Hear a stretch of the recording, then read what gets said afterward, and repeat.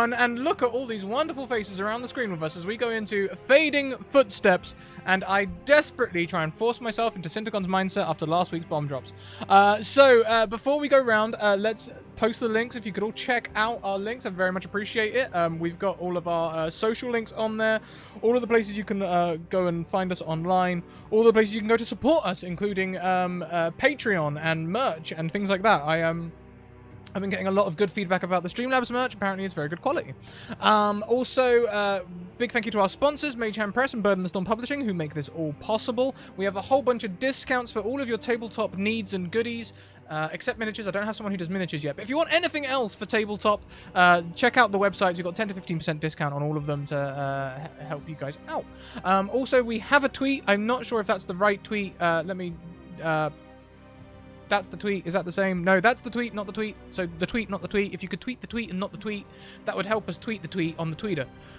Let's go around and say hello to everyone, starting with the wonderful Holly. Sagephilia! Oh, hi. I'm Holly. I'm Sagephilia. I'm here every Tuesdays and Thursdays playing that voodoo we do. I'm also on Twitter at Sagephilia. Today I'm going to be playing your leader into the mad world that exists, and hopefully I can find a pen at some point. I'm gonna bump it on down below me to mcharmed021. Oh, hi.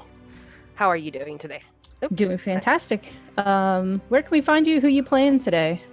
Where'd you find me? I actually found Scrat through Centene Phoenix, and the rest is history. I love this channel, and I actually mostly just play in private games around, and so this is my first time with a group on here. And I'm playing Riley. She's a human, and she is a pirate ship type captain. Although it's not really a pirate ship, it's more like a merchant ship. At least that's what she thinks. So maybe willfully ignorant of the true nature of the ship. Yes.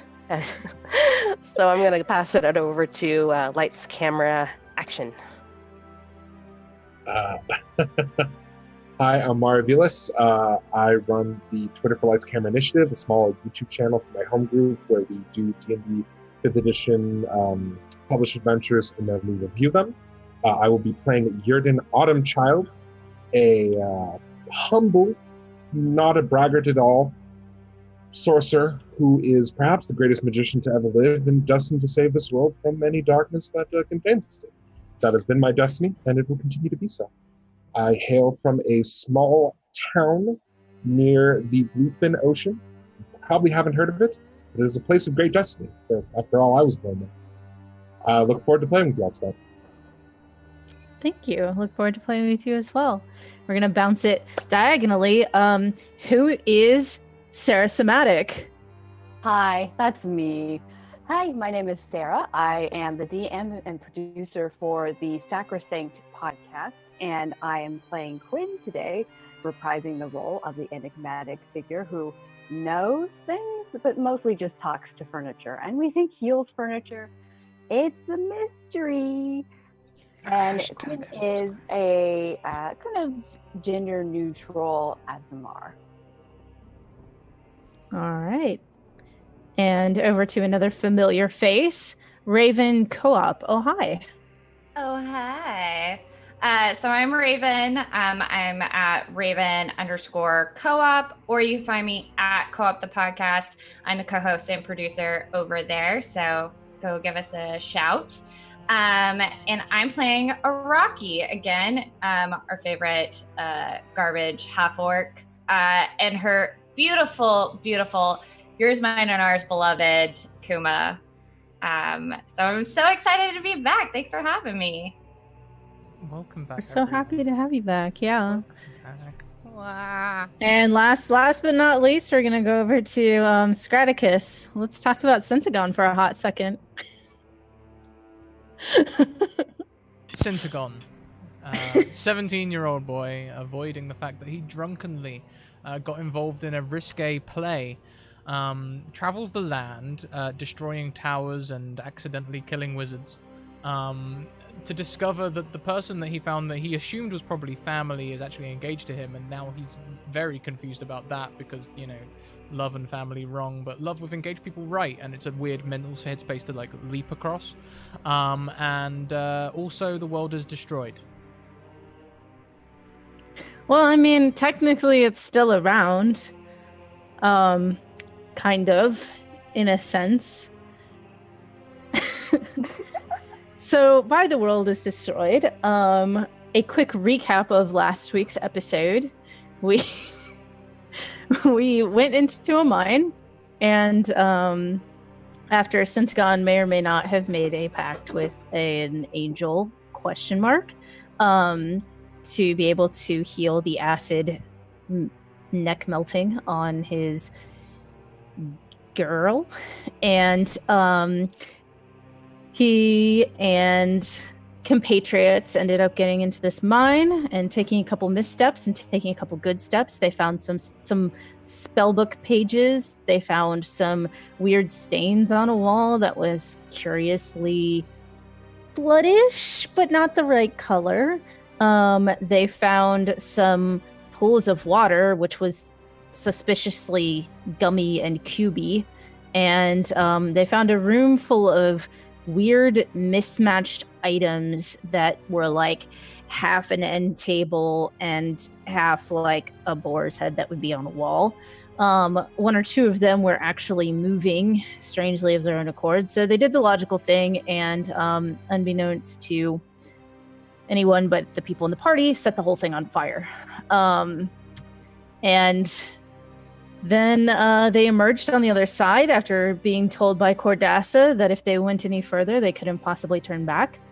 And when they emerged, they found the world to be different than remembered.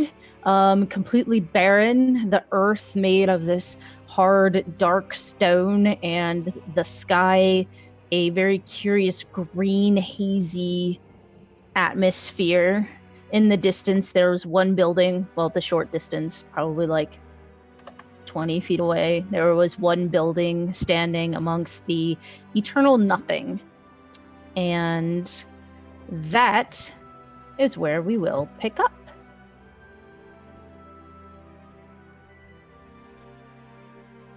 I think this is just Syntagon's reaction. Just error 404. Oh, wow. Syntagon not found. Cordassa holds a hand out to you and says, "Come on, we should go." Go where? And she points. And she says, I know someone. He'll help explain everything. Okay. And she kind of lets her hand fall. Are we, okay, look, there's a lot going on here. There's a heck of a lot going on here. But can we just focus on what's going on here? She blushes and she says, "Well, that's entirely up to you, isn't it?" I mean, Well, it seems like you know things different to how I know things, because as far as I know, I'm like 17, and I'm still at college, and like, you know, you know, I had my first half pint of beer just last week, and you know, I'm just starting to get ready to party. But the world's broken, but we'll get to that. Okay? This is just what I know. I might have accidentally had a night drinking, maybe, and did a risque play. Who are you? My name is Cordassa.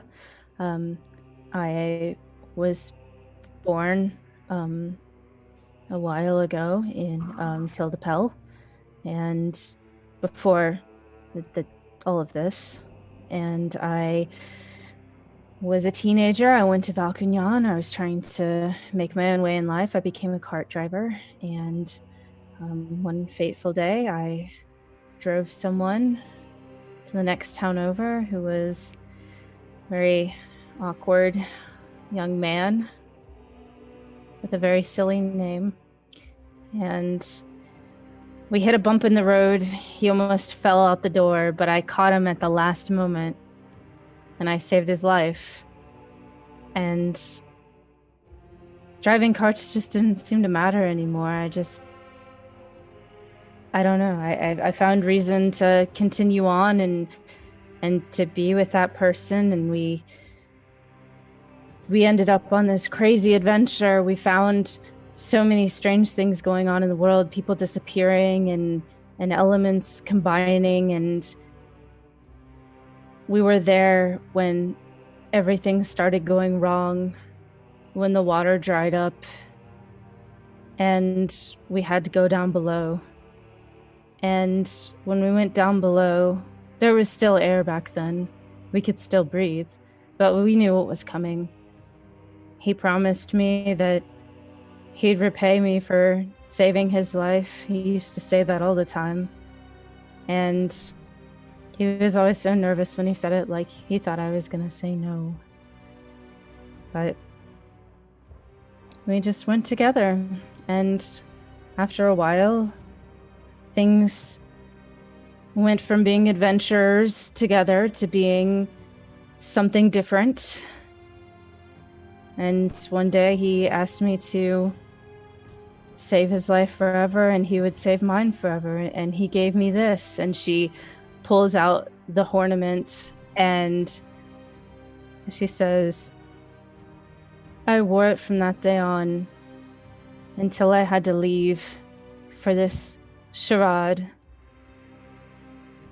And before I left, I enchanted it, but I was going to give it to you, and I thought maybe, but I don't know now if that was...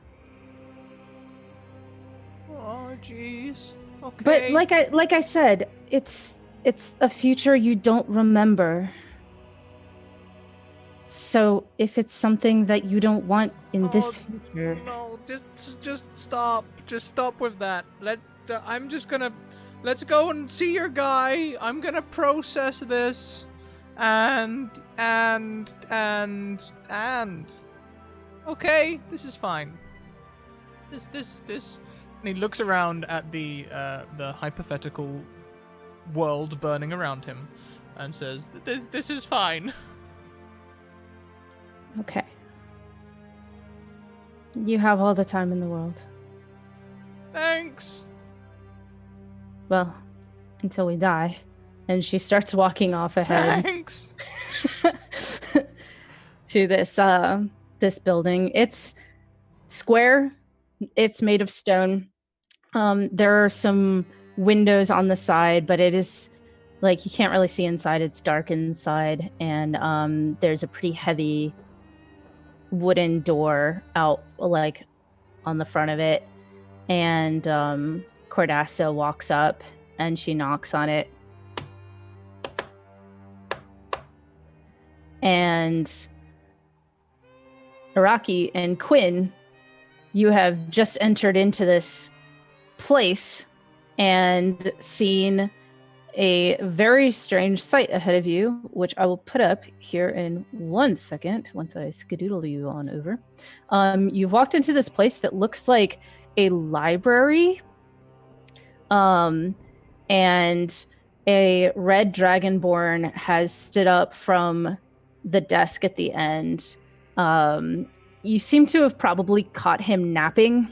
He's kind of an older fella wearing kind of shambly-ish robes, and kind of like got up and stretched a little bit, some smoke coming out of his nostrils, and looks at Quinn and seems like sleepy recognition kind of passes over, and you start to approach.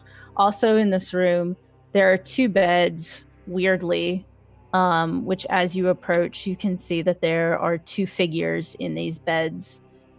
And the Dragonborn walks around the desk and just opens his mouth to speak when you hear this knock. And then he seems, again, sort of confused. And he says, give me just 1 moment. And enter And Cordassa pushes the door open. And she walks in ahead of Syntagon. And he says, I didn't expect to see you here. Come in. And his eyes fall on Syntagon, and they go really wide, and says, you must have an interesting story, the lot of you. Are you traveling all together?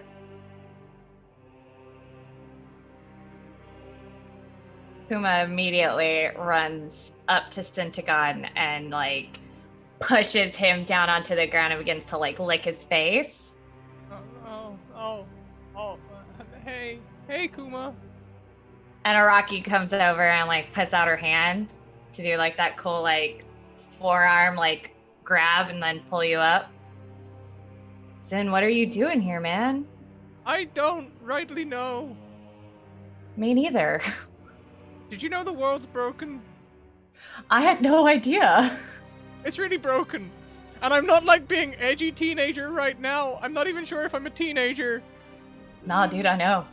The world's kind of broke. It's crap out there. It's really bad. It's really bad. I don't know where I am. I don't know who these people are. Except Pink Tiefling. Remember her. Cordassa. Yeah, no, that Cordassa, broken neck. could be my fiance, maybe wife, who knows? Oh wow, that progressed quickly. Oh, it's it happened a bit of Coop, it's so nice to meet you. And she like strides past to this red dragonborn. And he's like, oh, nice to meet you. This is for those of you who don't know, I'm Coop. Nice to meet you. And he like extends his scaly hand out to shake all of your hands. And he says, "Whoa, it's quite late, I think. Maybe a bit of a nap before we get started. You look pretty fatigued." I don't think there's any way in hell I'm sleeping right now. Well, I could put a spell on you. Nice dreamless sleep. I'm not sure I want to do much with magic right now. Maybe just an extended sit down to sort of collect your thoughts then. You seem to have them racing. And as he sort of peers at you, not in an unpleasant way, in just a very curious way, some smoke sort of tendrils out of his nose and almost makes like a mustache as it drifts up. Don't worry about me. I'm pretty good on spell slots and things, and I'm not really hurt. I'm just gonna go and do the elf thing and pretend to meditate whilst I process. All right, come here. And as he motions, some of the tables just sort of scoot over of seemingly their own accord, and they disappear. Well, they don't disappear. They disappear from your view. They sort of, their forms seem to kind of jiggle for a moment, and in their place, suddenly there are more beds that just appear where they were. I'm gonna go sit on the floor somewhere. There are also sofas, or not sofas, like recliners, squishy chairs, that don't appear to be moving in any way, located around the room, as well as like book trolleys in between some of the bookcases. And his desk, which is also not moving. Britt has just redeemed a reroll for Quinn. I need to update them commands. A reroll would be an advantage. Yay! Thanks, Britt. Please remember to call them before you roll them. Holly, you also have one to distribute. I'll wait until someone fails and I'll give it to them. Whoever fails first. The other two, we had 2 last week or 3 people. I don't recall. I think we had 2. We had 2. The other 2 sort of are led by this dragonborn into some beds, one into a bed, one into a chair, and he kind of like puts his hand on them and says, "Rest easy," and they seem to just immediately become relaxed and drift off to sleep. And he gestures to two of the other beds and says, "You two look like you've traveled quite a bit as well through the caves, I'd imagine." And he kind of like, there's also another bookcase here that just sort of seems a little unattached from the wall. It's not as big as the other ones. It's also not moving, just being a bookcase, totally non-suspect. For Araki and Quinn, this is the bookcase that followed you in. And he gestures to some of the beds and says, "If you'd like to take a brief nap, we can pick this all up in the morning." I can say that Quinn, as right now at this moment, has not looked up. Is probably just laying back on one of the reclining couches and has a book open like this. Perfect. Syntagon's just so shook right now. Is anyone surprised? Cordassa Alright. kind of... Go ahead. Oh, go ahead. No, you go ahead. Cordassa looks at the two beds that are already occupied and says, "Those must be for this town." And he sort of gives a nod and kind of looks back at Syntagon and says, "I may have changed plans a little."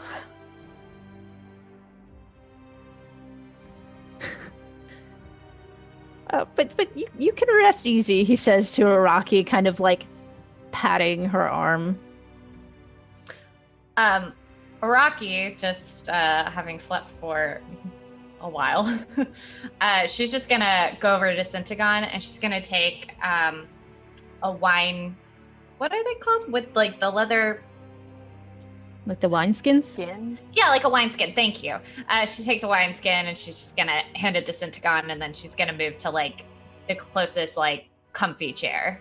Not close to him. She can tell like he's going through some shit. But I think Syntagon, if you give him a wineskin, he would follow you. And maybe not sit with you, but sit on the floor near the comfy chair, eyeing it suspiciously. okay.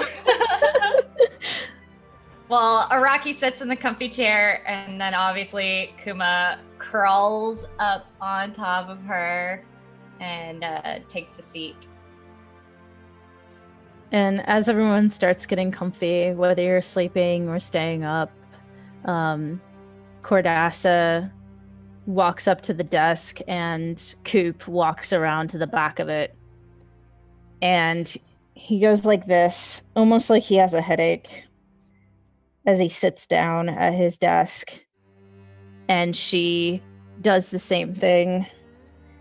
And they're very still and very quiet for a very long time. Hours seem to pass as they just stand like that, facing each other. And Is this normal? Do I need to roll a check? you can definitely roll a check. You can roll an investigation, you can roll an arcana, or you can roll an insight. Well, let me see. I'm I'm not good at any of those things. I'll do insight. Yeah, let's do that. Okay. With a 13, you're gonna know that this is not normal human behavior, or dragonborn or tiefling behavior. Probably something magical going on, but you have no idea what it is. Looks over the book. Hides again.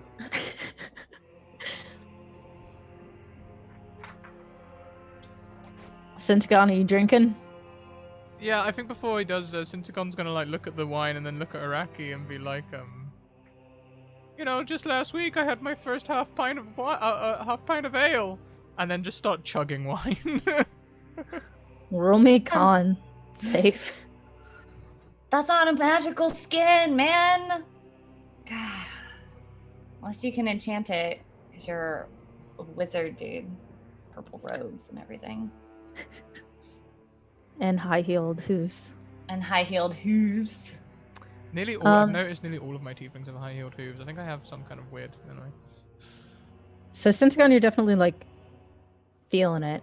You're not like sloppy drunk, but you're definitely like on the high side of buzzed. Where it's like everything's starting to get kind of like fun if you do that. Not quite to the point where you look at yourself in the mirror when you're going to the bathroom and you're like, oh, I'm so drunk. But like you're getting to that point. And as you start drinking and you guys are talking about the wine and stuff, Riley and Yurden, you stir and wake up, and what you remember is, I have to do that thing at the bookstore today. And when your eyes open, you're at the bookstore in a bed.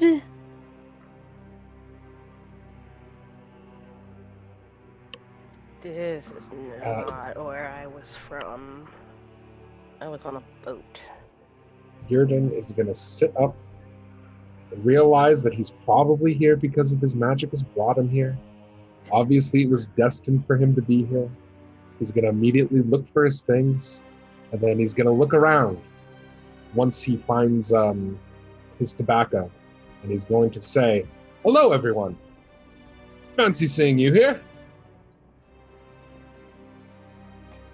Do you know him? Riley's gonna get up and go, "What did you guys all do to my ship? And why am I here? And who brought me?" Quinn turns a page in his book. Okay. Kuma is going to get down and she's going to rush over to both of you and start to sniffing, like just checking. She's just smelling your smell. She's trying to figure it out. She hasn't been on a boat in a really long time. So, I mean, she's probably loving Riley's smell, like, a lot. And she's just wagging her tail and she's just like, hey, Araki is, like, still trying to get Syntagon to, like, stop chugging the wine because it's a magic skin. Don't drink all my stuff. Okay, there's a dog here. Do you have an owner? And where's... it's a dog. I don't know if it has rabies. Oh, it's fine, I'm sure. It's just a big old pupper. Come here. And Yurden's going to grab the dog and just ruffle its face back and forth. Yeah, she's a pit bull. She's super adorable. Okay. And he's going to start saying, like, incomprehensible baby gibberish to it. To the dog. Yeah, that's completely taken over whatever he was thinking about before. Kuma has that effect on people. Okay, so what did I need from this place? Something important. Now that you got the dog taken care of. How are you all guys lost? Because I distinctly remember that I went to bed on a ship in the middle of an ocean, and now I'm here. I feel like Syntagon's back is probably towards you, and like he raises the wineskin. He's like, "World's broken. Mine's a mess. Good luck." Oh, they brought me here, and she points at Quinn. That person over there. I don't even know who they are. Hang on a minute. Who's that? Is that Quinn behind the book? You know things. You know things. I might know things too now, though. Who broke the world? Well, that's poetic. Who broke the world? Yeah, $1 million question here, buddy. Yeah, because the ocean's gone, apparently. Is that why the ground's all black out there? Someone broke the world? Like all of the ocean. Like, if I look at a globe and there's no ocean, like none at all. Yeah, that's what y'all are telling me. If you look out the window, you can see where the shore kind of starts, or would start if you knew your geography. You're pretty close to where the ocean would be, and where Riley you would probably be pulling into port. If you look out that way, you can see the black earth extend for a while, and then it just drops. You can't see how far it drops. You can't see if it's filled with anything, water or otherwise, but you know there's not the waves coming up. There's no water on the horizon where it should be. It just drops after that. It's all a desert. Somebody took the water. Okay then. Like you do. When Yurden sees this, assuming he also looks out the window, he's going to stand up straighter than he was before and say, "Well, that's fantastic! You know, ever since I disintegrated that cow, my mama said I was made for great things. And look, there's a great thing. And we're meant for it. You know who did this?" Kuma's gonna step back. Just Oh, kind of what's wrong? pause a little All right, bit. who's got a drink? This does not make any sense. I don't. I thought I did, but I pass it back to Araki. I'm not going to drink the whole thing. Thank you. Araki takes a sip and then she passes it back to Cynthia. You're my Oh, bro. so we're having a celebratory drink. Oh, why didn't you say so? Someone break out the good stuff. You got it? I Yeah. imagine as a sailor, also, you would probably have at least like 4 hip flasks. I do. I'm gonna drink. You know, just for infections or wounds or scurvy or who knows. Like Of course, yeah. One- For one infections flask. or wounds. Yep. one flask is just full of a screwdriver for your scurvy needs. You Yep. know. I'm gonna drink, and wait. The world is okay. I want my boat back. How do we do that? So we I think we you have. can't have a boat without water, though. Well, You could have a boat without water. Yeah, like a but- flying but- boat. It's like a boat, but for the air. you That's must be a. insane. This man. If I got my boat and he can make it fly, I'm cool with flying. I can fly. If you just have a really big balloon and like a device that can cast gust repeatedly, maybe that'd do it. No, I can fly right now. Here, I'll show you. And I'll tap my winged boots together and levitate up into the air. See? Magic user. Check. Are you having fun? Well, no more than normal, I guess. I'm a magic user too, but I'm trying to save my spell slots. Mm-hmm. Oh, lots of magic. Well, does anybody know what's going on? No. I think that people like doing weird meditations over there. I think they have a clue of what's going on, but they're being weird. I don't As know. Araki says this, Riley and Yurden, you become aware of the 2 people on the desk just sort of doing this, heads not touching, but very near each other. A pink tiefling lady who seems to be in young 20s, and an older red dragonborn gentleman who seems to be kind of dressed to sleep, or comfort clothes, not really like, this is my job and I'm doing business clothes. Well, let's go talk to them. Maybe. If we can wake them up somehow. I don't know if it's wise to break people out of meditations that look very serious like that.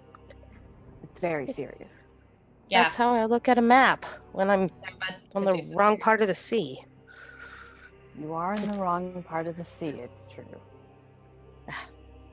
Can I do I just want to look at them and like just try and like see what they're doing, because I am, I'm kind of invested in Cordassa. Can I do like an Arcana check and just try and get some scope of what they're doing? Are they doing any magic at the moment, or? Well, I mean, I'd say you're more than invested. You're married to her. It's a little more than an investment. I mean, it's open to interpretation, right? Wait, So- so that's your wife meditating and you don't know how to break it? I feel like Uh. it's complicated. I feel like this is one of the many reasons why he's drinking right now. And I feel like it's really rude to ask him. How dare you just ask if he doesn't know how to wake his wife up out of a meditation that looks really serious? Who And knows? having this conversation, I'm going to go up and I'm going to like find a space that I can corner with them, and then also just. Whoa, what are you doing too? What's? So with that arcana, you would definitely be able to tell that there's something magic going on between them. You're not really sure what it is. And Quinn, as you take the same stance and your elbows hit the table, you can hear these really fast thoughts that are like almost bombarding your head as they seem to be rifling them back and forth. And from what you can pick through, Cordasa is basically telling Coop everything that has happened with Syntagon to this point and everything that she has uncovered about what is going on with this whole experiment thing, about the colors, about the necklaces, about sneaking topside before she was supposed to be there. And as you sort of do that, you can also feel your own thoughts almost be like pulled out of your head and into this stream. So whatever was like on the top of your mind just like gets like sucked into this. So what are you thinking about, Quinn? I like Kuma. I'm upset that Kuma's giving other people attention and not me. I wasn't really reading the book. I was just looking at the pictures, and I do remember all the pictures that were in the book. And also, wow, there's so many people in here now, and nobody knows what's going on, and we're just kind of talking, and no one's doing anything. Those are my top thoughts. And as that last thought sort of filters in, they both sort of like eyes open and kind of like separate out.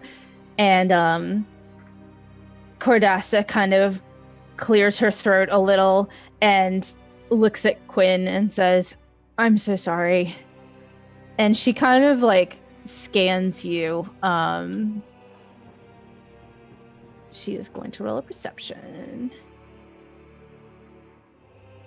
Wow, she woke her.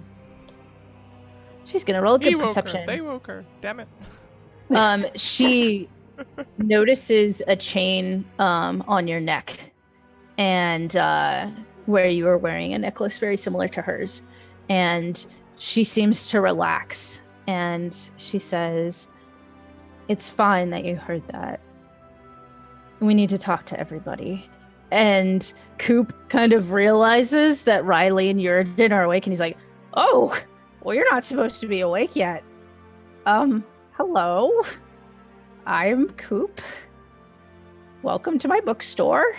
If you'd like to purchase anything, my business hours are not right now, but books are for everyone. I'd be happy to lend you anything that you require." Thank you very much for access to your store.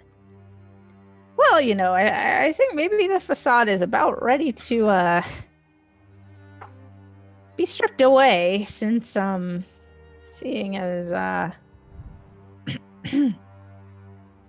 he kind of like looks at Cordasa, kind of like does the thing, and he's like kind of doing the thing back, and she's like kind of doing that thing, and they're having this like, no, you talk, and they're just sort of like, Okay, somebody better start talking. Yerden's I'll talk. Hand signals don't work, or mean sometimes, but in this case, we need a little more verbal detail, just a little bit.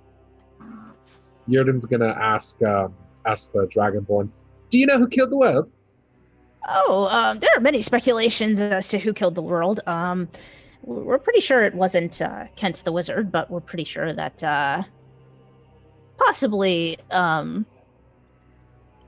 someone related to him. He seemed to be important. There was a big war going on between Valkagnon and Mozani about resources. We're not entirely sure what happened, but something escalated. There are rumors that this other person,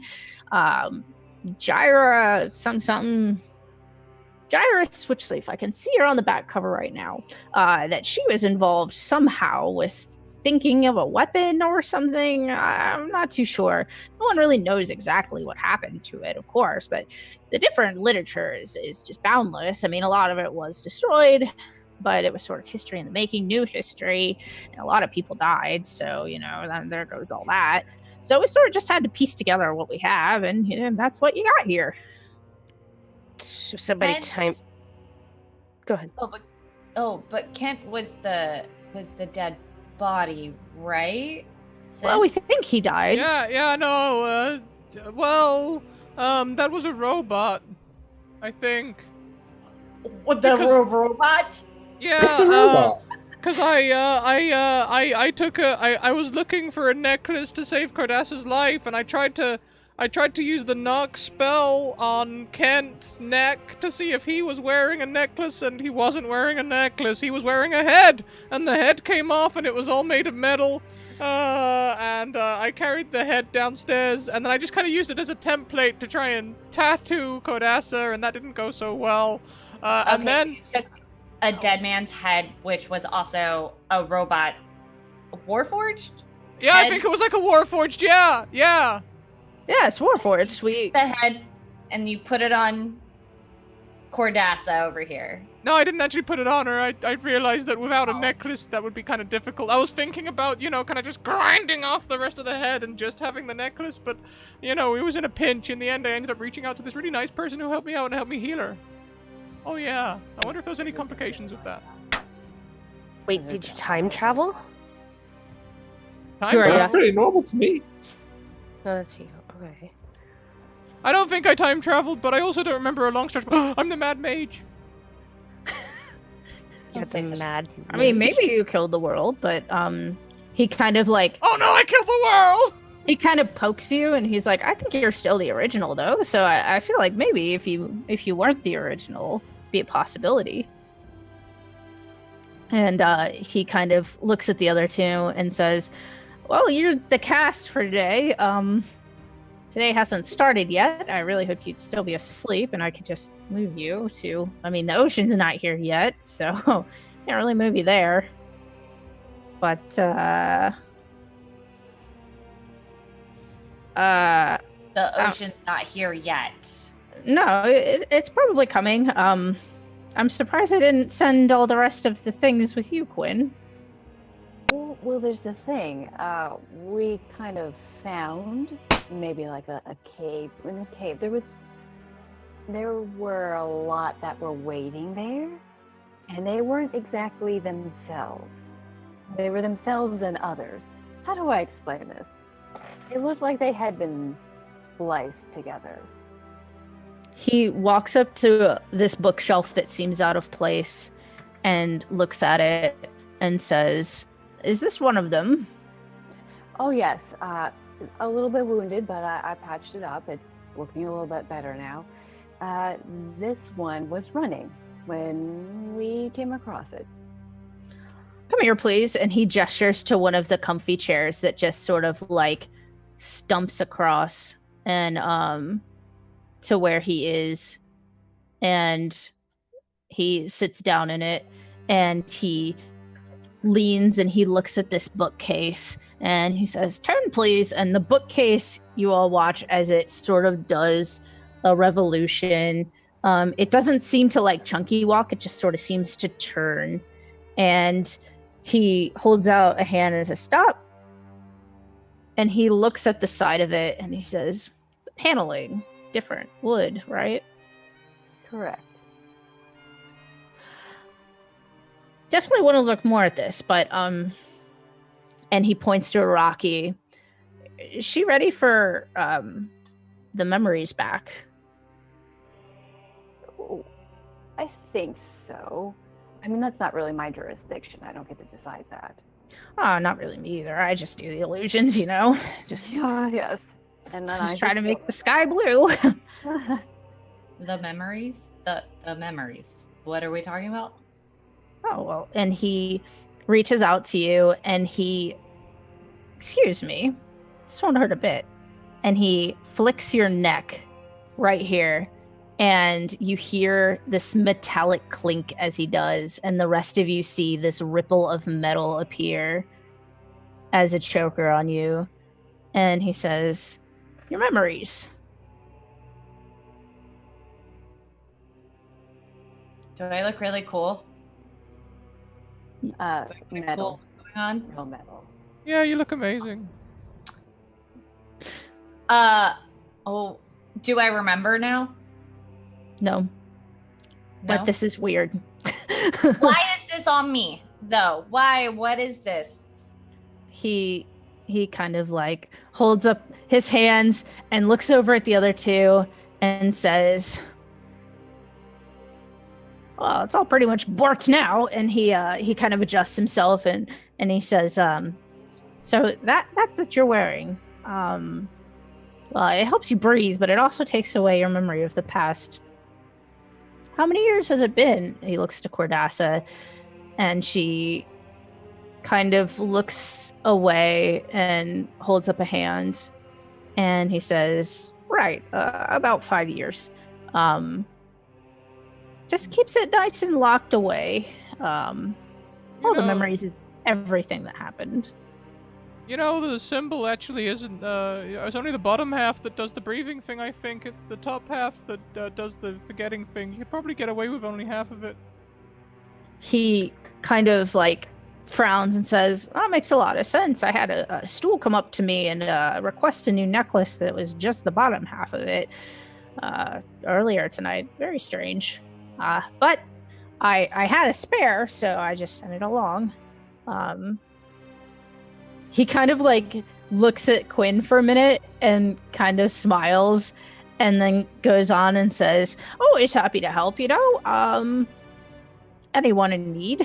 You have them too. And he walks over to Riley and Yurden and does the same sort of flicking, and you hear the same metallic clang and feel and see this choker appear on yourselves and each other.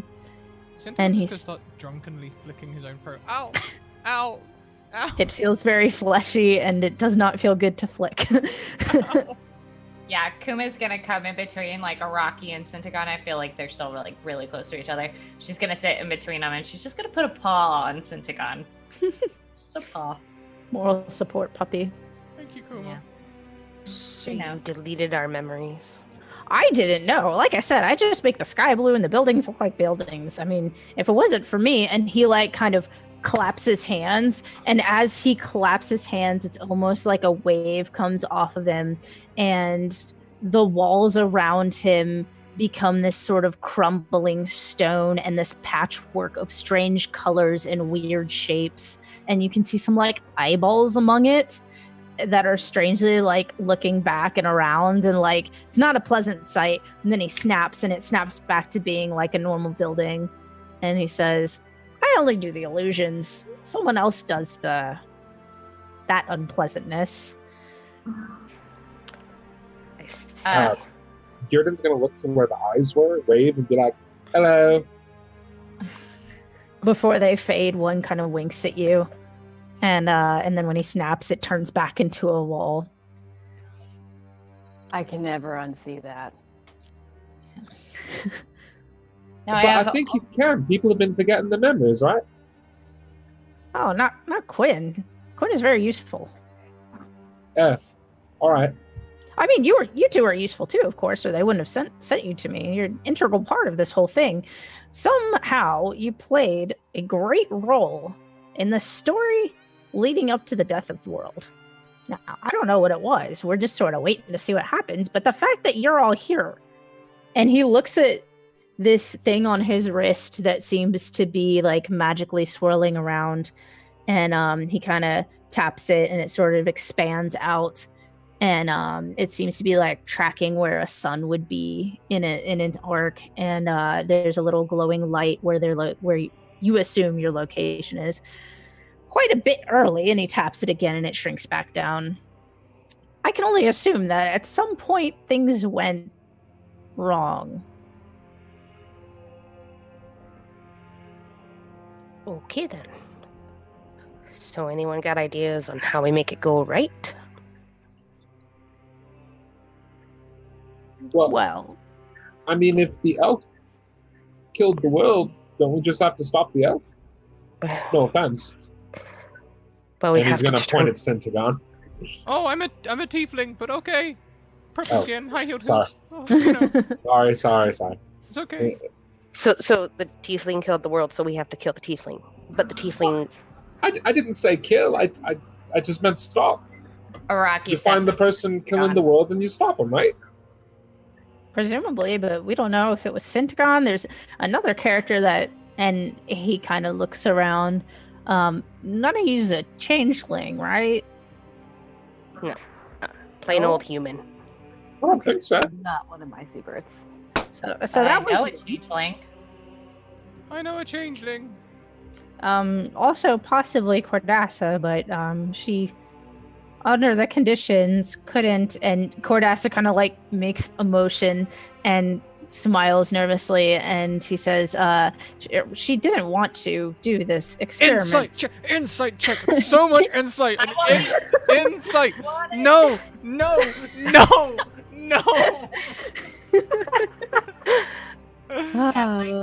Insight check is a good idea. Yeah, sure, y'all can roll insight. It's a 5 for Rocky. I don't think I do. Yeah, Yern's just gonna take that at face value. Oh, why don't any of us have any wisdom? No. I do have wisdom. I also have wisdom. I am just not particularly insightful, I guess.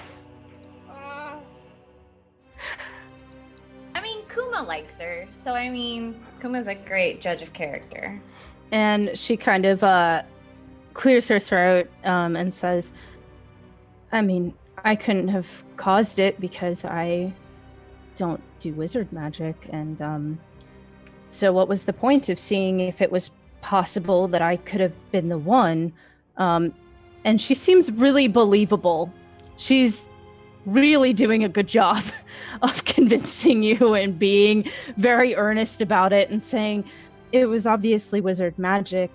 I only do druid magic. I don't know those types of spells, so following my story would be a loose thread. And she kind of like still seems really uncomfortable about it. Maybe it's just because she wishes she could do wizard magic, but alas. And I do need to roll an insight check. Go Yeah, ahead. I don't like how she's put my boy on the On blast there. over here. Oh boy. Oh man. I'm gonna use my reroll. I'm gonna use my reroll. Can I use my reroll? You're supposed to clear ahead of time, but I'm gonna go ahead and say yes. Okay, First cool, reroll in cool. the session. Okay. So give me 1 second.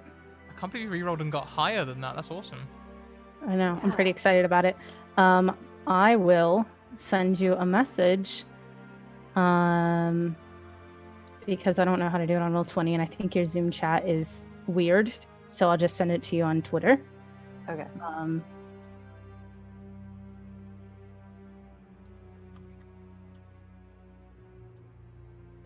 Y'all can talk amongst yourselves while I'm doing this.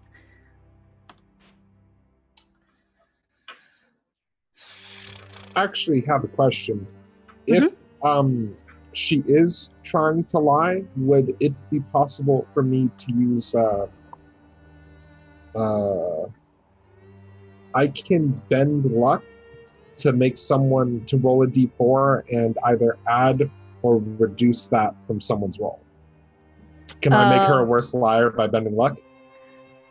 Spending 2 sorcery points as a reaction? Yes, but I will say on a nat 20, I'm not sure. I mean, it could go down to a 16, right? Which would still beat everybody's insight except for Quinn's. So if you want to, you can. It'll make her slightly less believable, but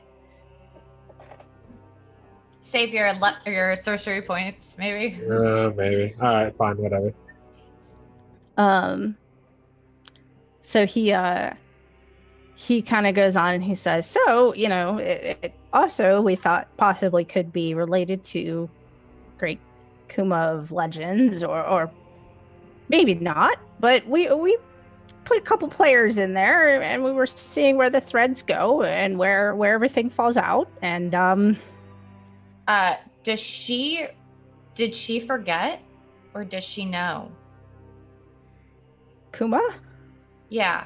And he kind of like gets down like kind of in that like squat stance and kind of claps his hands a little, and he's like, oh, you know me, little pupper. And he like holds his hands out, and Kuma kind of like sniffs the air and tail kind of wags, but kind of looks at him uncertainly, and he kind of like becomes uncertain as well.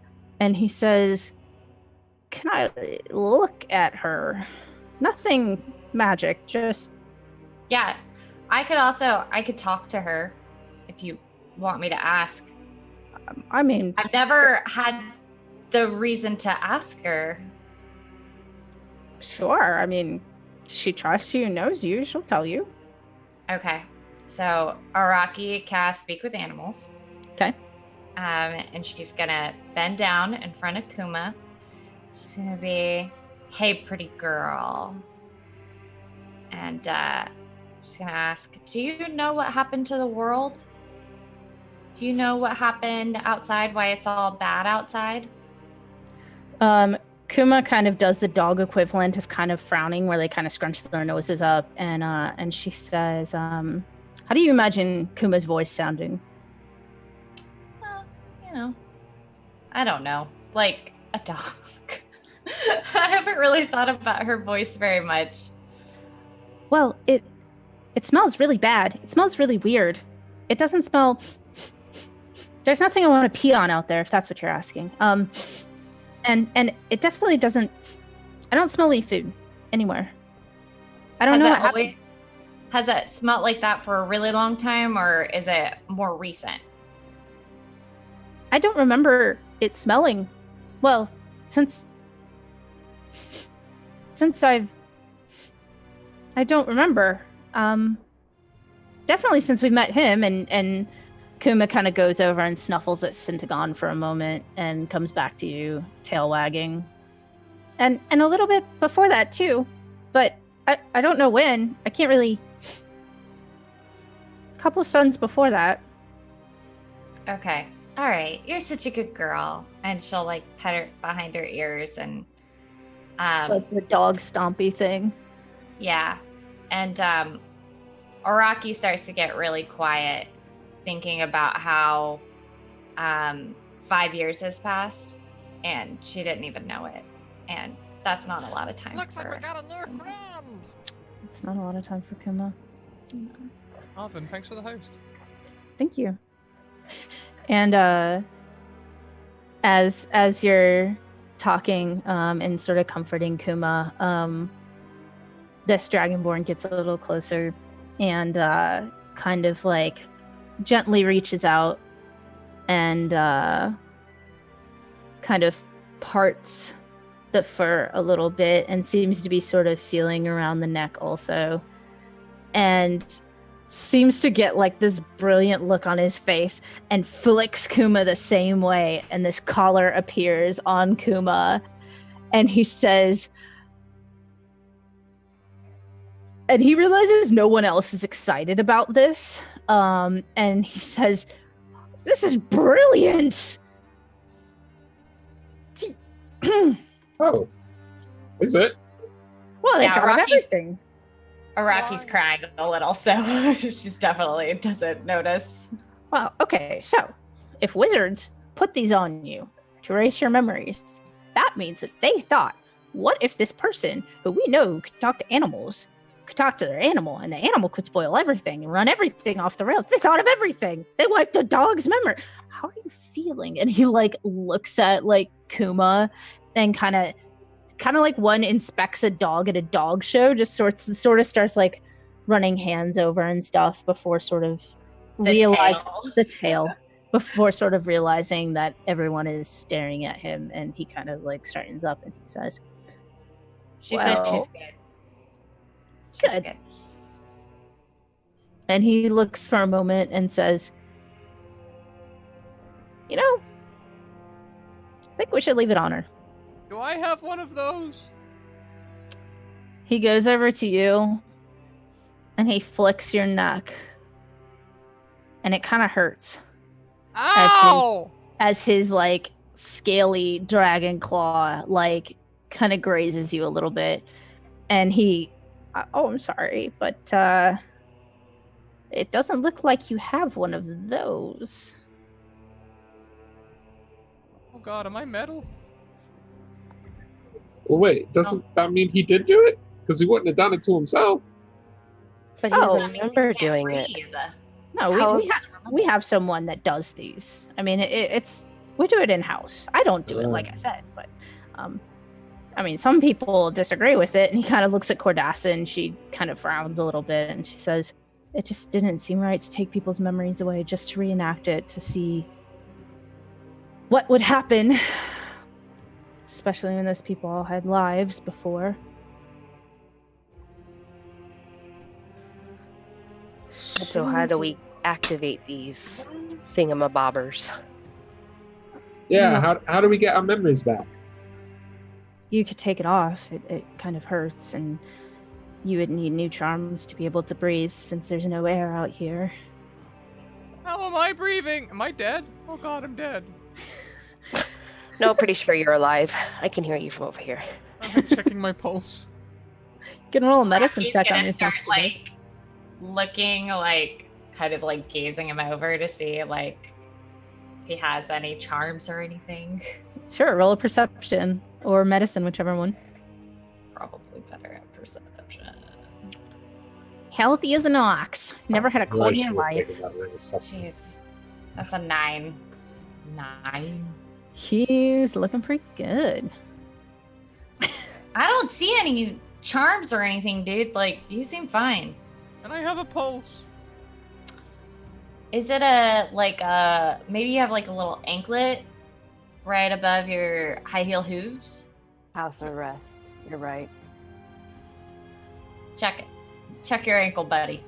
I'm checking my ankle. Is it like a prison tracker thing? What the home arrest things? Do I have a prison tracker? You do not have a house arrest anklet on.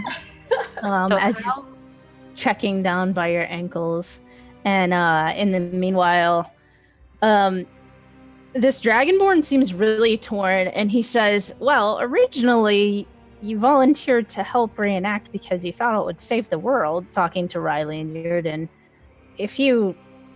He looks around, he says, like I said, it seems like the plan might be changing. If you want your memories back, I can rip these off, but it'll not be pleasant. Well, saving the world is definitely a good thing. I kind of like my world. But Probably not now. No ocean, you know? no, there's no world, but we gotta bring it back. We can't just leave it with no ocean. Eventually, there's not gonna be anybody to drink water. And us humans kind of like water a lot. He nods and says, I think everybody likes water, even red dragons like me. Awesome. And he kind of leans in close, and you can see more smoke coming out and kind of the mustache. And he's like, would you like me to take it off then? So wait, can't we not breathe if he takes them off? Can you Yes. leave the breathy part in? I'm not sure. You can And he you can just etch off part of the rune. It's what I did to Cordassa. kind of looks around the bookstore. Wait, so you've taken one off before? Yeah, I've taken a few off. It's real messy. People start choking and dying, and then you end up burning off half their skin, and then it gets real, All right. real messy. Well, since you've done it, and these guys apparently don't do it, let's trust him to do it. Wait, what? You burned off what? What did you do? What? Well, I tried to remove the part of the rune that was controlling the memory loss thing. I tried to do it with a knife first, but that just wasn't gonna work. And then they were kind of like, they were dying. So I took an acid arrow and did some emergency acid arrow surgery on the back of their neck, and then all their skin was melting off. And then somehow I learned healing. Don't ask too many questions about that, please. I left you alone for 5 minutes. Dude. Wait, healing? Healing? Don't worry about that. No. Healing. So explain that to me. Pentagon. Healing. People just heal, right? No. Happens all the time. Human body's an amazing thing. Look at everybody healing. Look at everyone healing. And I'm going to activate the new pact feature thing that I got. What's it called? Healing light. I'm just gonna activate healing light, and everyone's just gonna heal a little bit. They heal If anyone's damaged, they'll heal d6s equivalent to 2d6. So I'm actually a little bit hurt, so I'll take some. Well, since he's the only one that's actually has a strategy to save people when they take it off and they don't choke to death, maybe he should be the one to take it off.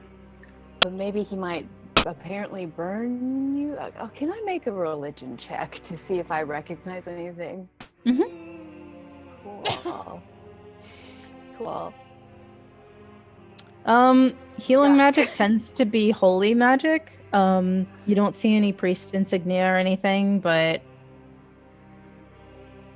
Sure. Acid arrow, that's fine. If he's that's also where a we're gonna wizard. go. It makes no sense. I'm really confused, and this is just really making me very grumpy, and I don't understand what's going on, and then I just walk away. Well, people need their memory back because if we gotta fix the world that maybe he broke, kind of need memories to do it.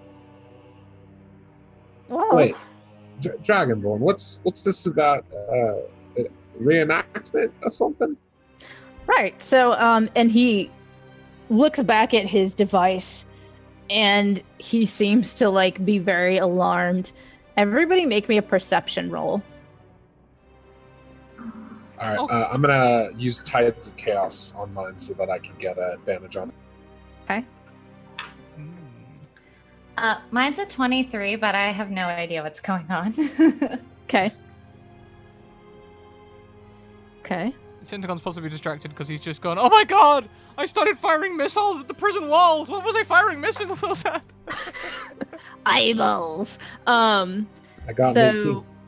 with a 7 and 11, you just sort of see him kind of freeze and cock his head a little bit. I guess I should roll for myself too. I'm not even facing the right direction. I'm still talking to myself. And then with that 18, you feel like you can hear something moving outside. You can't really distinguish what it is, but you can hear just these almost drumming noises coming from outside the building. And the 20, as you also hear these noises outside, your kind of head goes to it, and you see a blur of something moving. And with the 22, was it? 23, yeah. 23. You look, and you see glowing eyes for a moment outside the window set into metal. Is it do I recognize it as the weird bird person? It doesn't look like the weird bird person, but it definitely looks cut of the same cloth. Ah, As it run after it. you manage to catch it for a moment, and it stares right at you. And roll initiative. Yay! Love initiative. And put yourself on the map. If you guys know how to do that, you just click on your name and roll 20 and drag yourself over. You all have little markers. That's the word I'm looking for. Markers that you can use.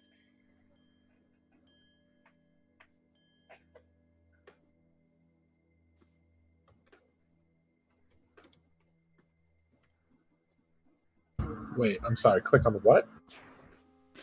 So if you go over to the journal where all your names are and just click on your name and pull over, then your icon should appear. I made you autumn leaves that are kind of flowers. Am I a dog? Yeah. That's okay. And then, okay, so that was that. Okay. Honey, honey, honey. I know, I'm so mean. How My dare thing I does not pick want to you pull over. up? So it should just be like your name. If you click and hold Riley and then drag it on, it should just drag on. Usually takes me 2 goes. The first time I do it, it doesn't work usually. I don't know why.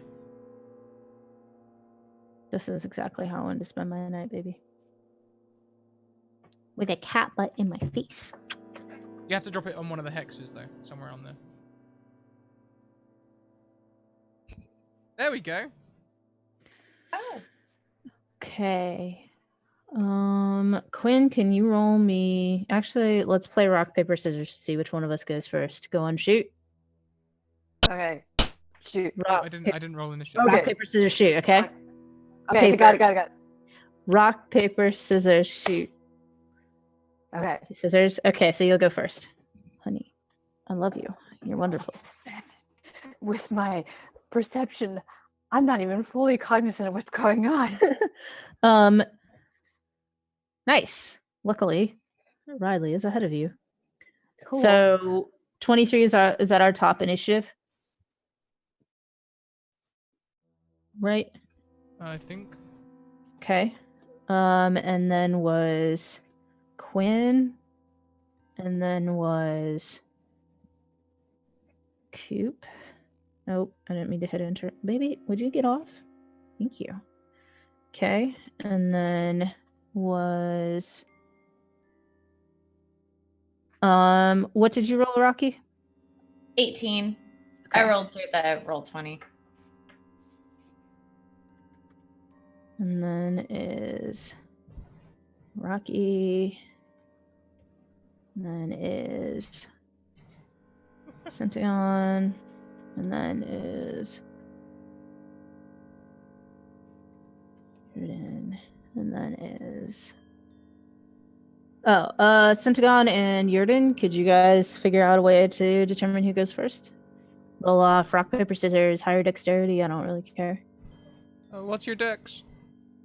+2. Oh, mine's 0. You can go first. Okay. Okay. Also, I'm in a state of shock. Okay. So as let's see where Rocky is the dog.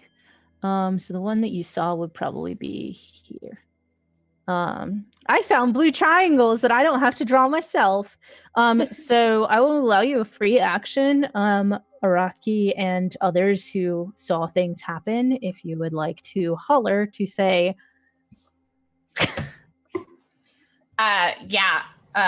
Kuma will start barking in that direction, like immediately, and Araki will like draw her bow and like that way. so you all can see through a window that's in front of this person that there is, as Araki and Kuma alert you, there is some metallic thing on the other side with glowing red eyes staring into your souls. Well, this Do is I going see to be it from my fun. vantage point? Yeah, I think everyone can more or less has line of sight on it. Riley's going to pull out her bow. Okay. First initiative. Yes, Riley. Do you want to talk to it, shoot it, look at it? Can we shoot through the window? You can. You'll have to break the window if you do. Well, I'm going to pull out the bow and I'm going to kind of walk towards the door. We're going to have to go out there and see what that is. Okay. So you can go Who ahead. wants to open the door? The question of the night. You can go ahead and move yourself to wherever you want to walk to. Okay. Based off your move speed. I think because this is the door, right? Or is that the window? The yellow part is the door. Oh, way over there. Question: When the Dragonborn dropped the illusion for a second, were there any holes in the walls? Yeah, there were some. More up towards the top-ish of the building. It almost looks like it was sort of like fill in the walls to about like shoulder height. And then from like shoulder height up, it's really hit or miss if there's anything there except like beams. And then there's like a roof on top to just sort of keep the elements off. So in theory, we could just say, could you drop the illusion so we can shoot the bad guy? Mhm. Okay, so she's gonna pull out her bow, and somebody else has a bow, right, Araki? Yeah. So what if we ask the Dragonborn to drop the illusion and we just fire at whatever's out there? Yeah, I think that's faster. I Alright. want it. Same. Make it so. So next up is Quinn. If you'd like to delay your turn until after Coop can drop the illusion, you may. I will at least move, I think. Okay. And to do so, I can just.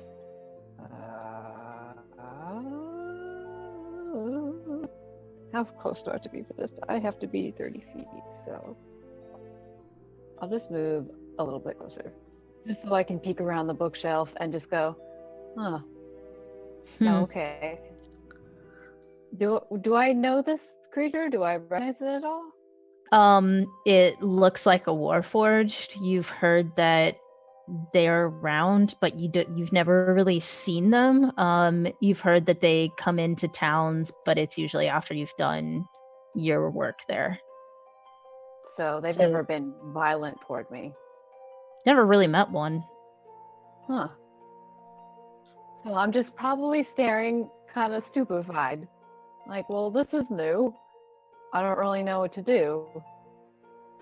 So, Eh. I think that's my turn. Okay. So next it's gonna be on to Coop.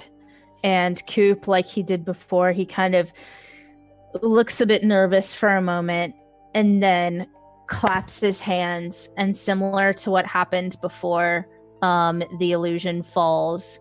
And as you turn to look around, you see more of these creatures appearing as it goes. Don't worry, there's not that many. Oh no! I can't believe the blue triangles have become more defined.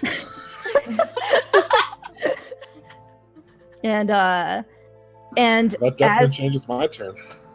as he claps and all of this sort of disappears, he still looks very alarmed, and he cries out as his free action, "Mind the books, please!"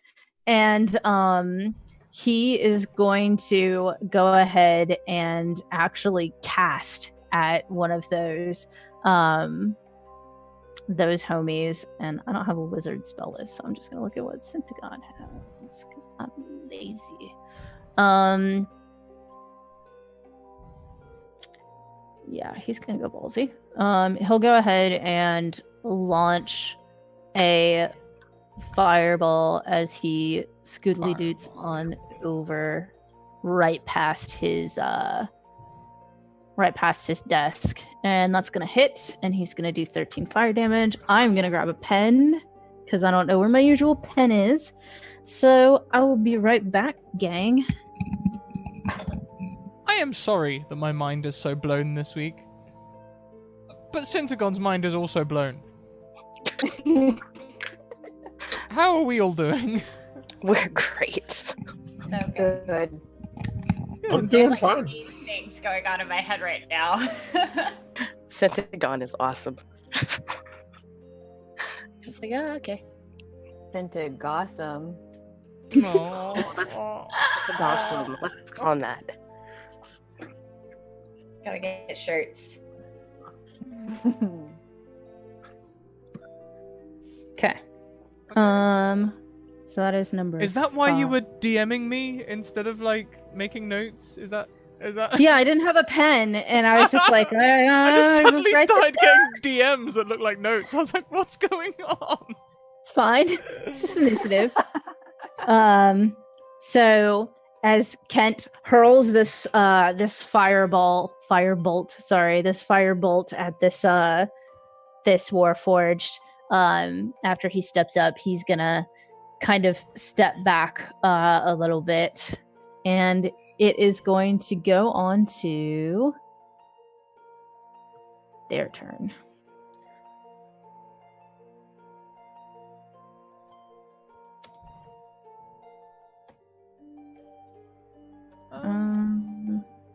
Where in the initiative are we right now?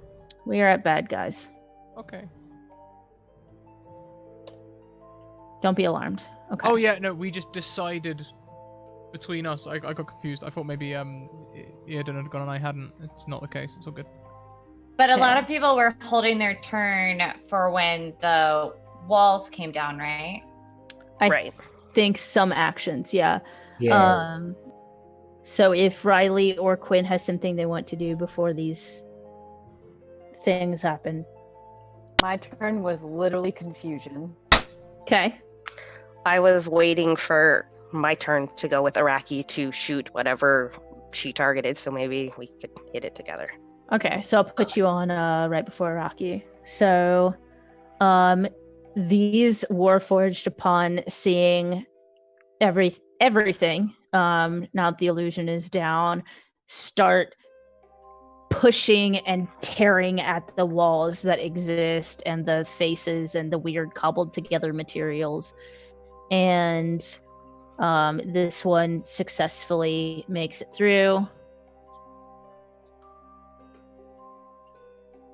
And this one successfully makes it through.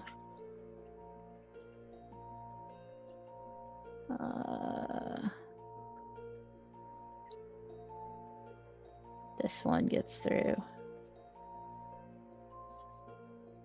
And this one just demolishes like this entire part of the wall into absolutely nothing. You see a couple things like chunk off in what seems to be absurdly meaty bits of wall as it smashes through it, and it almost seems to cry out as he continues on.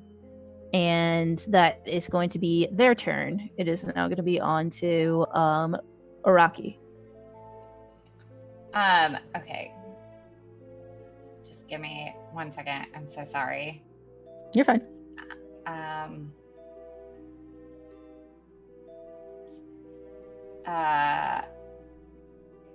Okay. So the first thing that Araki's gonna do is she's gonna come up, change, to about right here. Okay. And she's going to have, at her side, you see her, she has this, like, burnt sienna, like, rust-colored bag. And out of it, she takes the toy and she kind of puts it in Kuma's face, and Kuma gets really excited and she follows it with her eyes. And Araki's gonna throw it, and it's going to become a lion. Okay. So in front of, I'll say this guy gets a lion. Okay. Can I find it? Mm-hmm. I don't think it can attack. In front of which guy? This guy. Okay. Is that a possum? No, it's a cat. Oh, okay. Close It's a black and enough. white cat. Yeah, Don't let I Valkyrie hear you say that. Oh, sorry. It looked kind of like a possum. I'm not. The creature is friendly to you and it acts on your turn. You can use a bonus action to command it. Action, it takes on its turn or give it to general orders. Okay. So that's one of my attacks. My other attack is going to be against this guy here. Okay. Or if I can see, because Riley and I like kind of strategize. So is there one that both of us can kind of see with our range? If Riley moves slightly, Riley would be able to see this one or this. This one, Riley could see without moving, because just sort of peering over the side. Okay, then that's the one that I'll attack. Because Okay. that's what we're doing. All right.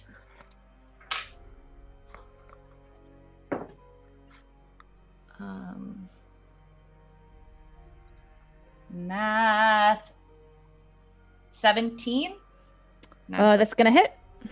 Nice. Ooh, that is max damage. That is 13. Okay. Get that guy. Alrighty. And we'll go ahead and scoot Riley in here. And so mine will be a D longbow. Okay. That's gonna hit. And then I get to shoot it one more time, right? Yeah. Are you like a fighter or something? I am a ranger. You get 2 attacks. The second one does not hit, but you can go ahead and roll damage for the first one.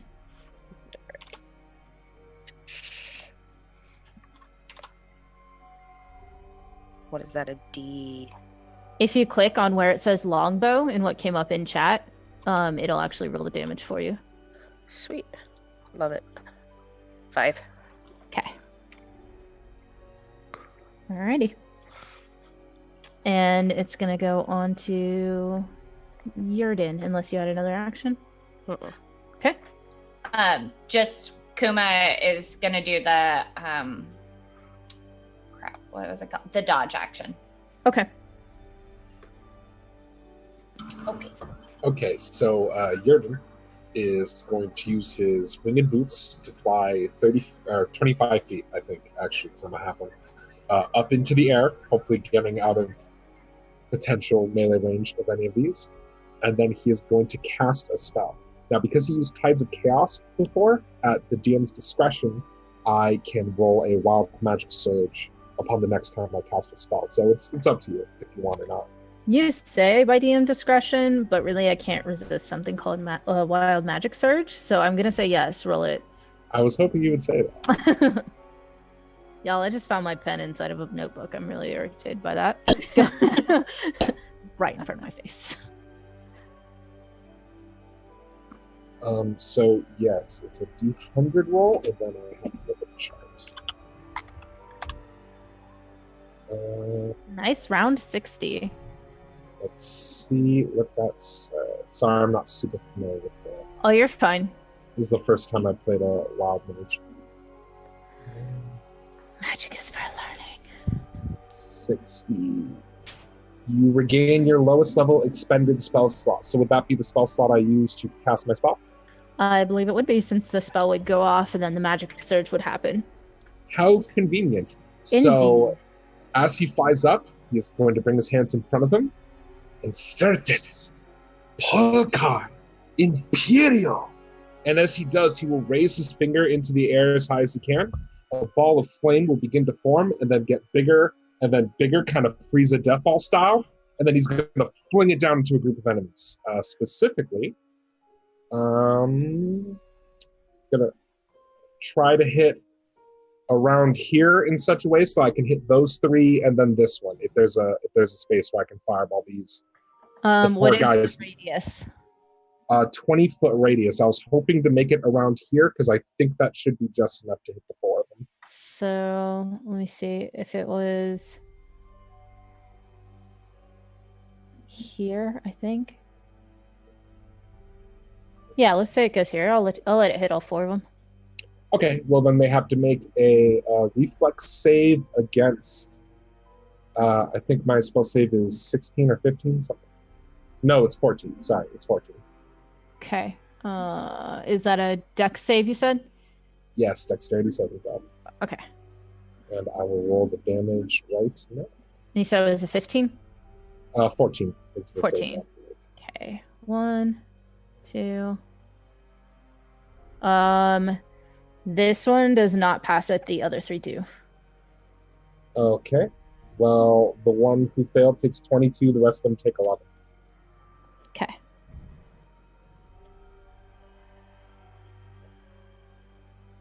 That's one. Okay.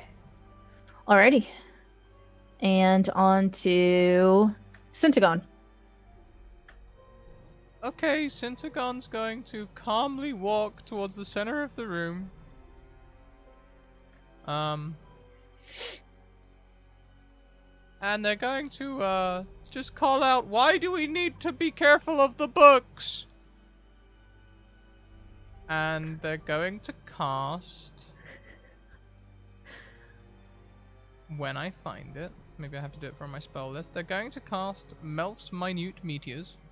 Okay. That's not how Melf's Minute Meteors work. I'm going to cast it. Sorry, that's not how it works. I'm going to basically cast the spell, so I'm going to cast it at 4th level, so 8 meteors start circling around my body.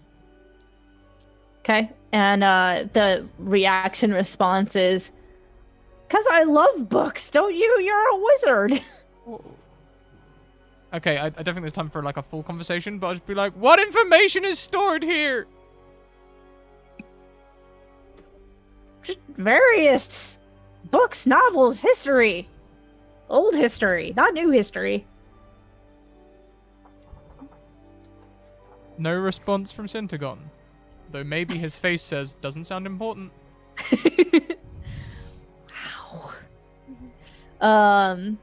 And then can you do any bonuses, or is that you? I can do bonuses. I don't think I do any bonuses. Do. I say that. Yeah, no. I don't think I will do any bonuses. Okay. So next is on to Quadas's turn. And learning from the last time she fought with you and turned into a bear and then couldn't really do much of anything, she's actually not going to do that. She is going to... Okay. She's going to walk up a little too close, kind of behind you, and shoot at this one. Shoot something. She's casting something.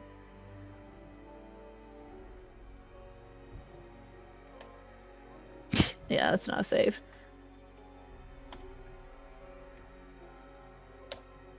Okay, so she casts something, and you feel it sort of whiz past y'all, and it hits this guy, and you see as the metal like blackens and caves in, and he just like melts under whatever spell she cast.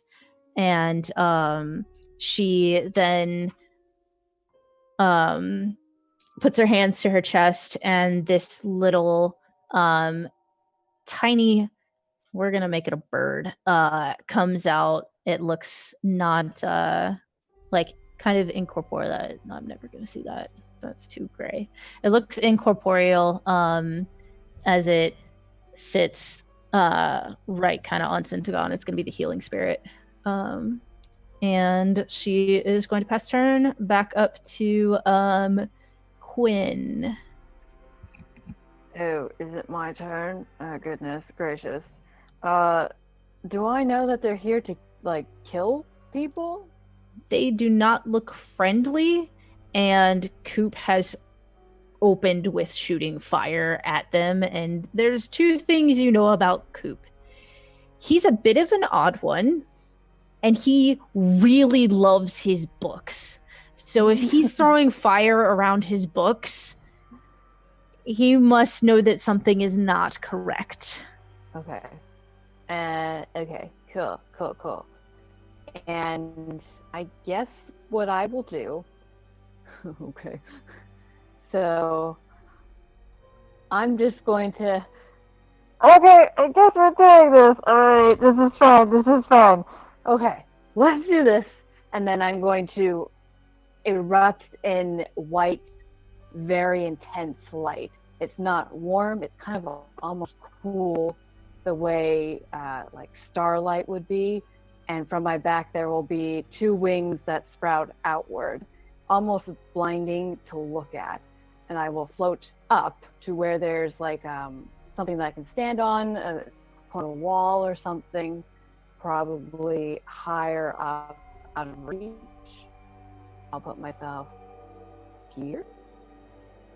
Okay. Which, on the wall, basically.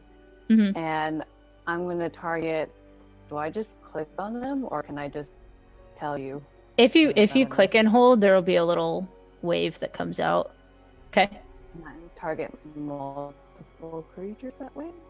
Okay.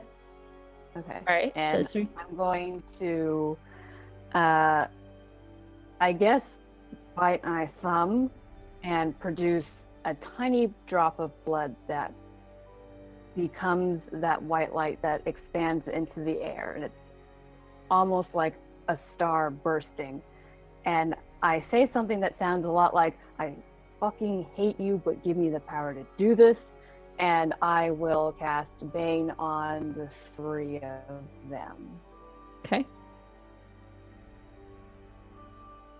Yep. And that's not showing up. Oh, yes, there we go. Oh, okay, okay, I got it. So they have to make a charisma saving throw.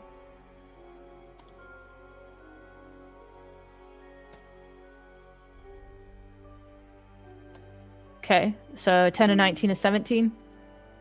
Yeah, two of them save. One of them doesn't. Okay. And so what happens is they take a penalty to some of the rolls. They take a Attacker saving throw. Yeah, subtract that number rolled from attack and saving throws. Okay. Excellent. And it's on to Coop's turn. And I'm gonna cheat again. And he is going to cast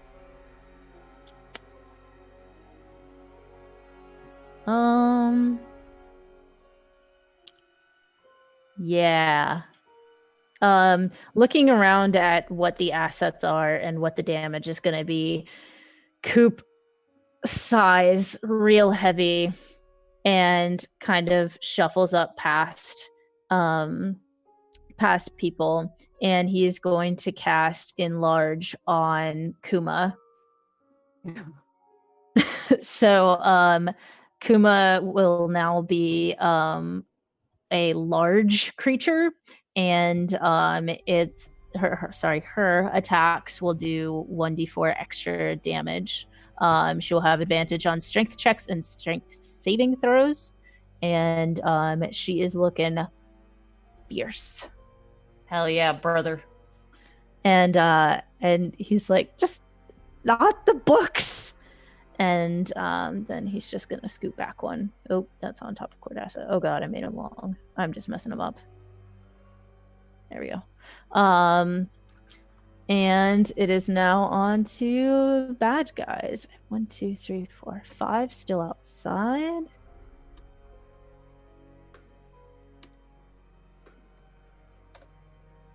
Okay. So no. This one makes it through. No. This one is punching at the wall, and part of the wall seems to jump off and start slapping against this guy. Furniture. Yeah. Can I find a picture of a wall? Perfect. Oh gosh, I grabbed too many. So when walls hit back, and it's gonna take 9 damage. 2, 3, 4, 5, 6, 7. And then This one makes it through. Okay. This one is going to try to grapple Kuma. So you're going to need to roll an athletics or acrobatics. Yeah, she gets advantage on athletics, Okay. right? Because of enlarge. She gets yes. Yeah, we'll make it. Yeah, that'll be fine. Okay. So with a bane, that is going to be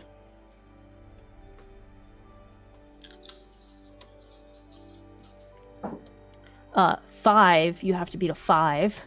Oh, okay. Well, I beat a 5 with a 5. Nice.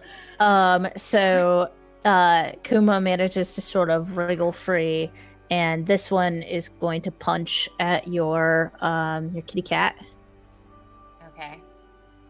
So many animals to keep track of. Does a 17 hit? It does hit. Okay. Keep notes.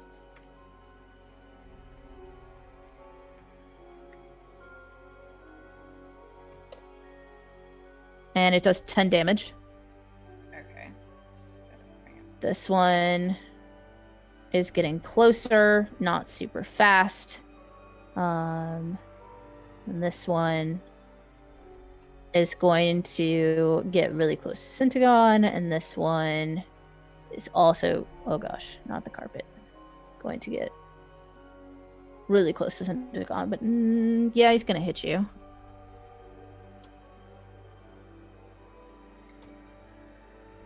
So that is a crit.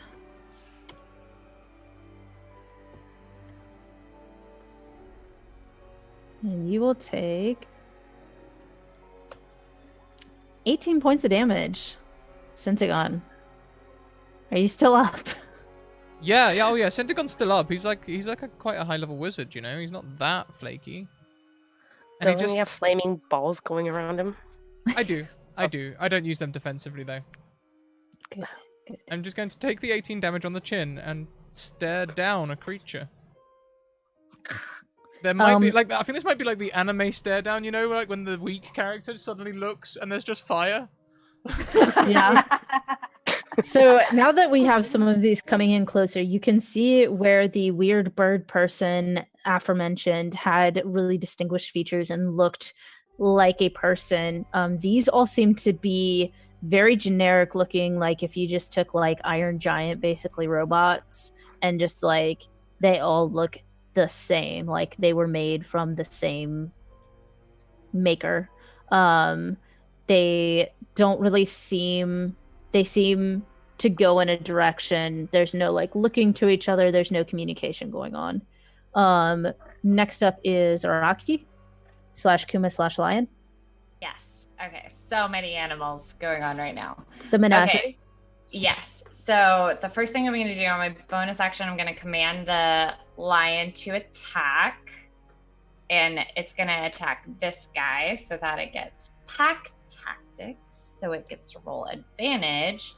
Okay. And it's going to try to bite this dude, this creature. Okay, that's good. Does a 23 hit? Yes. Okay, that's what I thought. Yeah. And that's going to be 7 damage to it, piercing damage. Okay.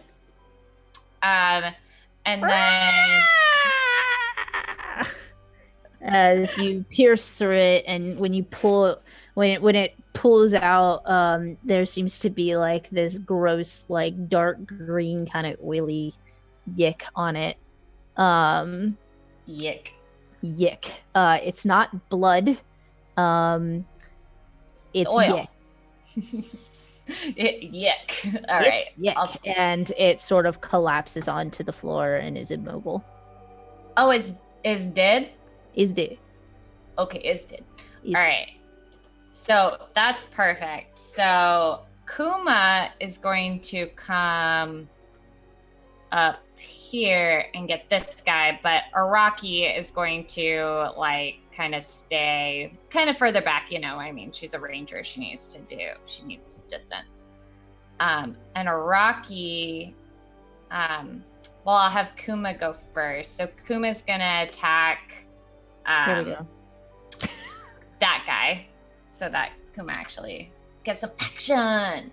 But she doesn't have advantage or anything, and Large doesn't give her advantage, right? Just extra damage. Just extra damage. Okay. You know what? I'll give Kuma advantage. This is where I'm gifting my advantage.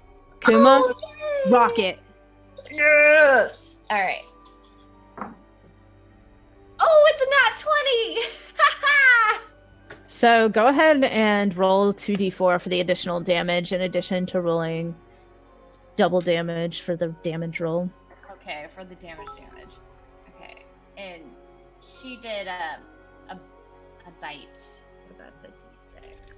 Thank you very much, Monster Vet, who comes in with a biddy donation advantage for Scrat, Quinn, and Holly, and 1 point of temporary HP for everyone else.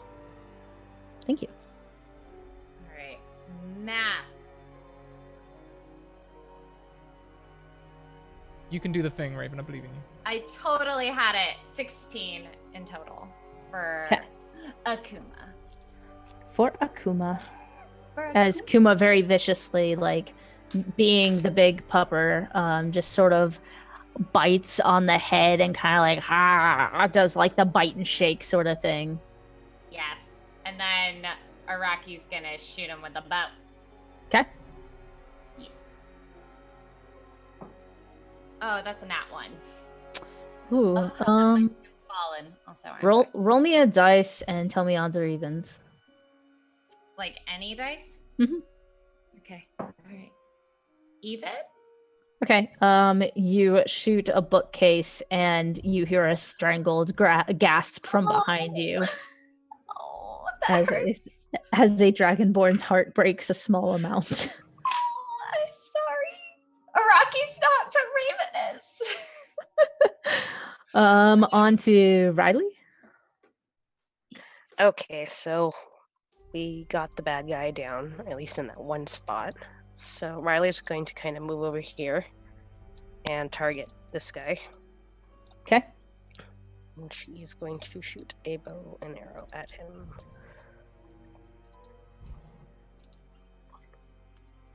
That's gonna hit.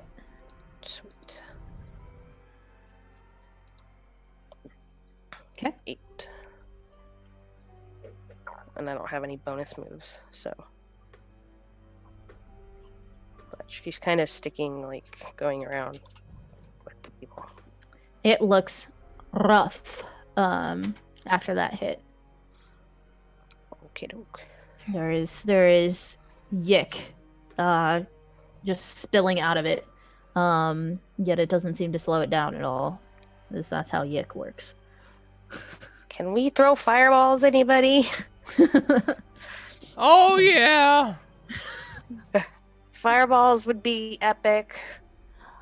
On to... Do you get the one attack, or do you get 2 every turn? I think I only get 1, but let me see. Hold on. I think you should get 2. Thank you for the That's sub. Oh, up to 2 creatures within. Okay, yeah, you're right. Thank you very much to Michaela, who has subscribed with Twitch Prime. If you are sitting there with a Twitch Prime subscription and you do not currently have a subscription to a Twitch channel, you have a free one to spend, and you can do it here if you like, or on any other channel that you follow. Michaela, you have an advantage to gift to a player or DM of your choice. There you go. So she pulled out her bow and she shot them again. Okay. A 9 is not going to hit, unfortunately. Okay. So on to Yurden. So I could do a reasonable conservative action and not blow my highest level spell slots and half of my sorcery points. But unfortunately for me, this is a one shot. So any spell slots I have at the end of this don't really mean anything. Mm-hmm. So I am going to fly down to Centagon. I am going to begin incanting Precious Alia Pharaoh. And as I do, I will place one hand upon my chest, one hand upon his back, and I am going to cast Polymorph, and I'm going to Twin Spell. And for myself, I'm going to turn myself into a giant ape. And maybe it's a little bit of metagaming, but I'm pretty sure Centagon's level 8, right? Unlike the rest of us, who are level 7. 7 and 1. Centagon 7. So you're level 8. Okay, Centagon becomes a T-Rex. You're welcome. Can I Roll me still a cast per- magic as a T-Rex? No, but you can still shoot your missiles because you can still concentrate on spells. So shoot your missiles and then bite someone in half.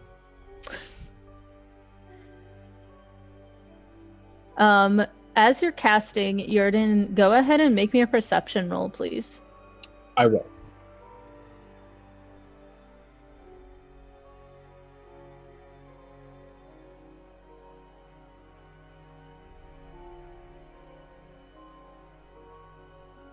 You look so stressed, Scrat. Excellent. I'm gonna PM you what you know. Because I like torturing people. It's just fun. Am I accidentally going to break the building with polymorph? No. Okay. Well, Centagon, as you rise up, your head sort of dupes up against the ceiling, the roof, and it just sort of like flings off. It's not very sturdily on there. They don't have any rain to protect against, so like it's pretty much just a formality at that point. And next up is going to be. Oh, and sorry, one more thing. The way I'm positioned with my winged boots, basically, that as I transform, I'm going to be riding the T-Rex in my giant ape form. Beautiful. Yeah. So, Centagon, you're huge. You're a lizard. You have a monkey on your back. And it is your turn, I believe.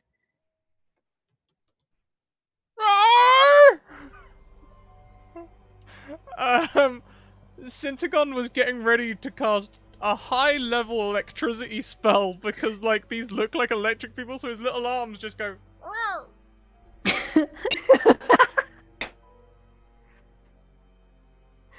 Bite. And then he's going to bite the nearest thing. Okay. And I've lost the map. Yeah, this one. I'm gonna bite it. Okay. Roll me a bite roll. Also, Sure. Shall I you just can like? still use your bonus action to fire your missiles if you'd like. Yeah, sure. What's a T-Rex bite? Do I need to grab a T-Rex quick? Probably. I don't know what it is offhand. I have it if you need it. T-Rex, the attack is +10, and it deals 4d12 +7. If the creature is medium or smaller, it is grappled. And it also has a tail attack it can do that's +10 to hit and does 3d8 +7. But the tail and the bite have to be against different targets. Damn it, I'm not a DM, otherwise I could drag one in from the monster manual. It's all good. Yeah, I will 100% do that. Let's do some rolling. 1d20 +10. That'll be a 28. That will be a hit. I also get a multi-tack. Do I get all of the features of a T-Rex? Mm-hmm. Oh boy. Okay, cool.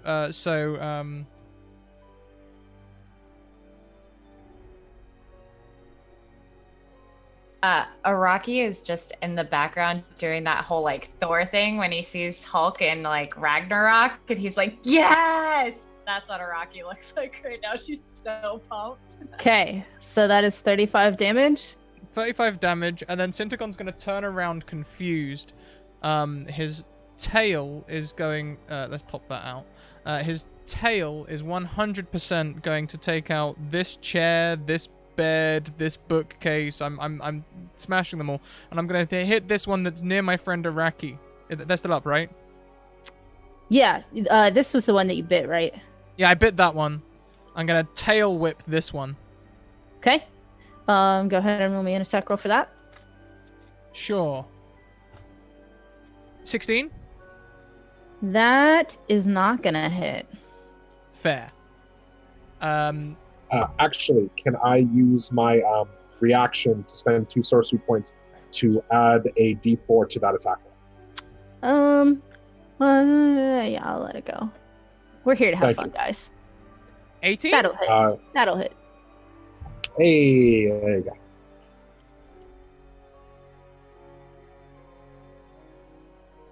go. 19 points of damage on that one. Okay. That is. And then on top of that, I would like to send, I believe it's 2 meteors I can do as a bonus action. Okay. 1 or 2 of the meters. Yeah, then I'll use my, I'm gonna like, if it's, did I kill it? Mhm. Oh boy. Okay, then I'm gonna look around for the next one. This one's quite close, so I'm gonna like look at it and squint, and one of my meteors is gonna go flying towards it. Like, wow! It gets to make a DC 15 dex save. Anything within 5 feet also has to do this.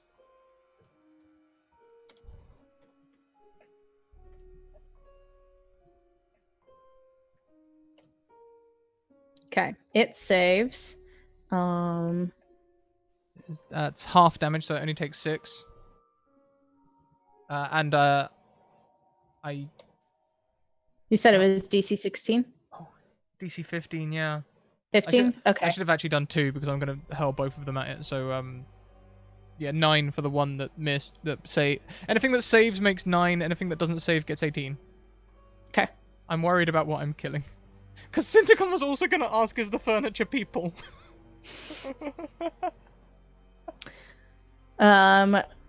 So 2 pieces of furniture kind of erupt into flame and sort of turn into jelly as they burn to crisps. This one you said takes the half damage, right? Yeah. Which was 7. I was 9. 9. Okay. And he's also going down.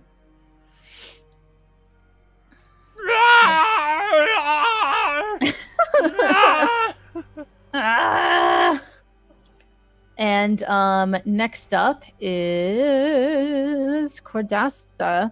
Also, Syntagon, you regain 4 HP from the healing spirit you started off next to from Cordasa. Do I gain it, or does the dinosaur get it? Technically the dinosaur. I believe, because it's when you polymorph, it's that health down and then your health down. So I'm gonna say it's the dinosaur. And then what else is she gonna do? Yeah.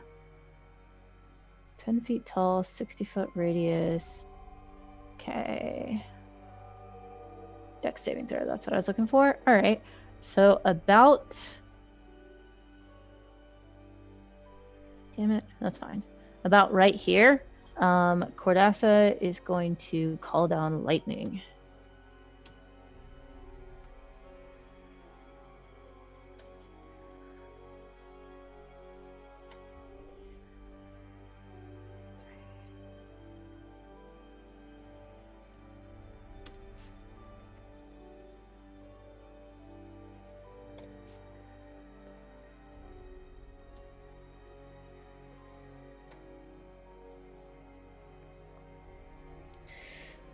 One, 2, 3, 4, 5, 6, 7, 8. I'm just gonna roll this all together.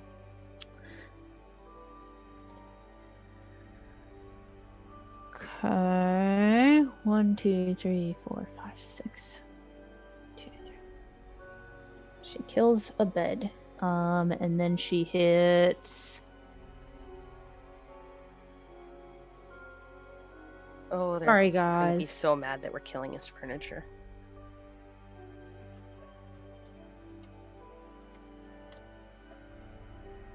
$13. Okay. Yeah, he's not really jazzed about it. But there may or may not be someone who is less jazzed about it.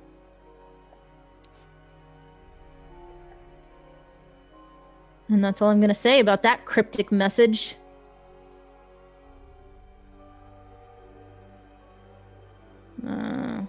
Okay. So she does some damage across the board, and we are going to go back over to Quinn. Cool. So first I was probably just yelling at the sky because 2 of my banes didn't work, and why did you do this to me? Why? And then there's this T-Rex that's suddenly stomping around destroying things, and then I turn around and see all this furniture just exploding with a tail, and I'm just in mid-yell, and then there's suddenly lightning that just explodes all around, and I just almost fall off my little bird perch, and then I just oh God! And then I am going to there's the bird warforged, right? It's still The alive. bird is not around. They are all warforged, but you do not see the bird warforged among them. Oh. Did we ever see it? Was it there at all? No, the reference was it looks like the same creature, but where the bird person had like distinguished, like it looked like a person. These look more like robots, if that makes sense. Yeah. Okay. So I'm going to yell at everyone, stop destroying all the furniture! And then I am going to cast spiritual weapon on this one. Okay. I don't know if you have like a weapon that you want to put there or something. Yes.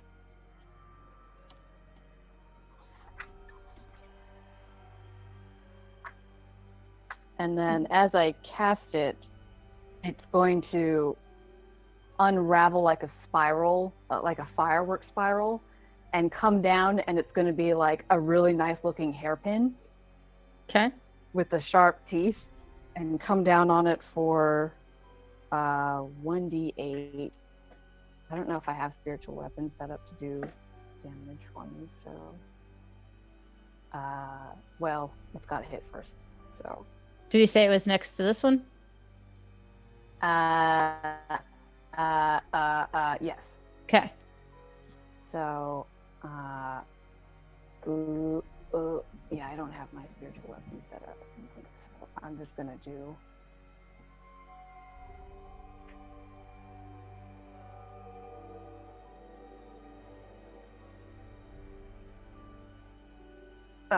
That'll hit. Okay, cool. So that is, I said 1d8, right? Yeah. So that's going to hit for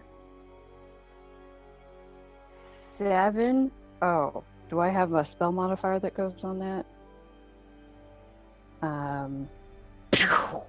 So 10 points of damage plus 3. It dies even with 7. It dies Oh my gosh. potentially with less than 7. Maybe. Okay. Cool.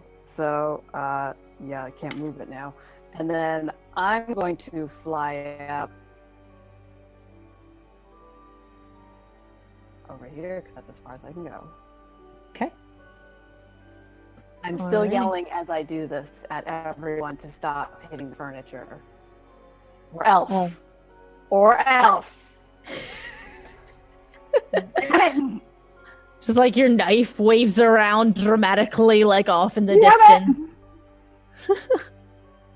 And it is now on to Coop's turn. And he is going to go ahead and do... I probably shouldn't close things on Centagon's sheet. Just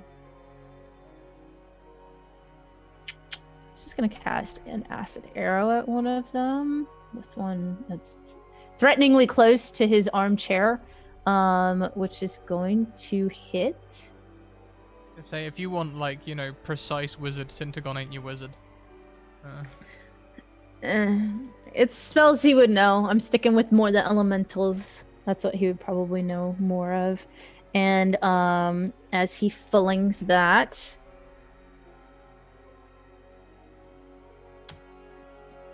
come on, bam, that one dies. And he kind of like backs protectively against a bookcase and kind of like bars people off, looking very grumpy. All right. Yep. One guy finally gets through. And he foolishly starts coming in.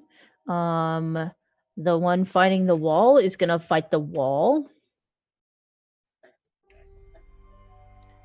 And is going to hit the wall.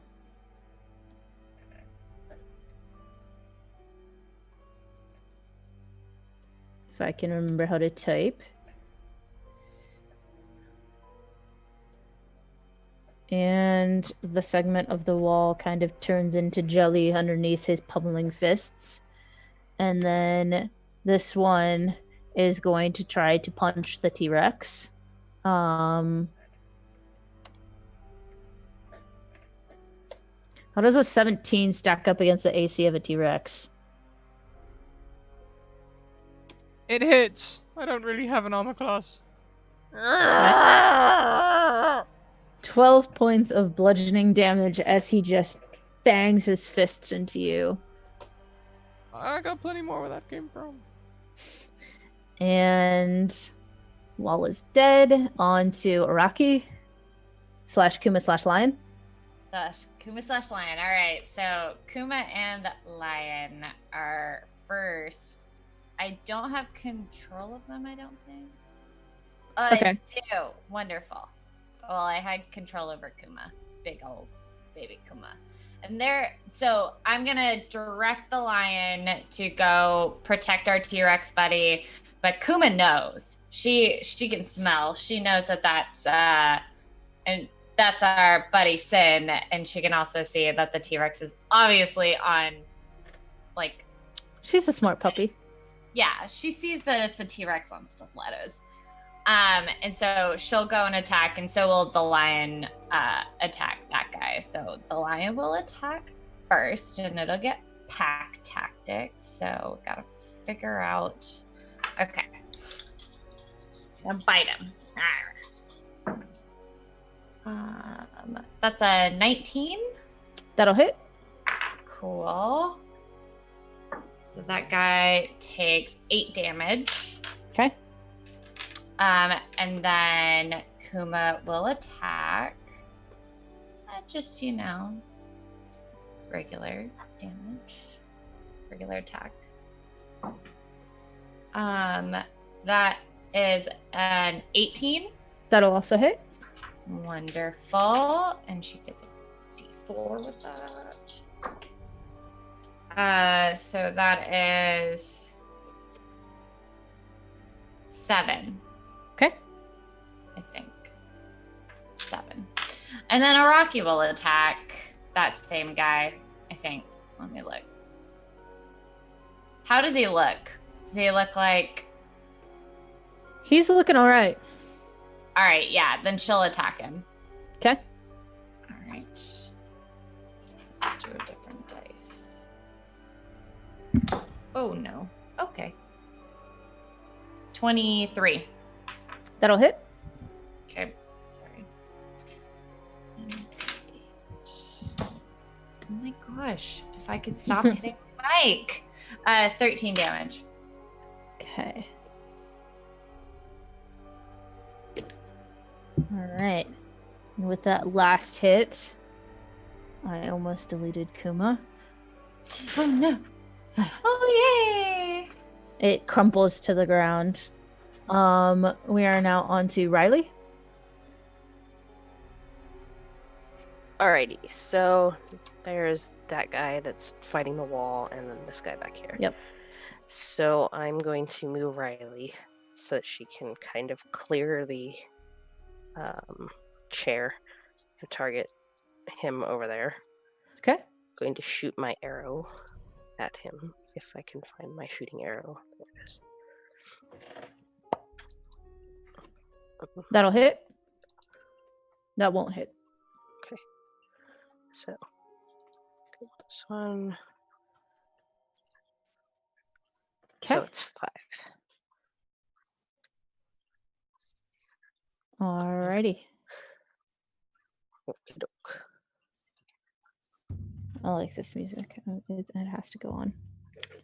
All right, so 5 piercing damage. Do you get? Is that with your bonus? Your dex bonus? Yeah, it's with everything.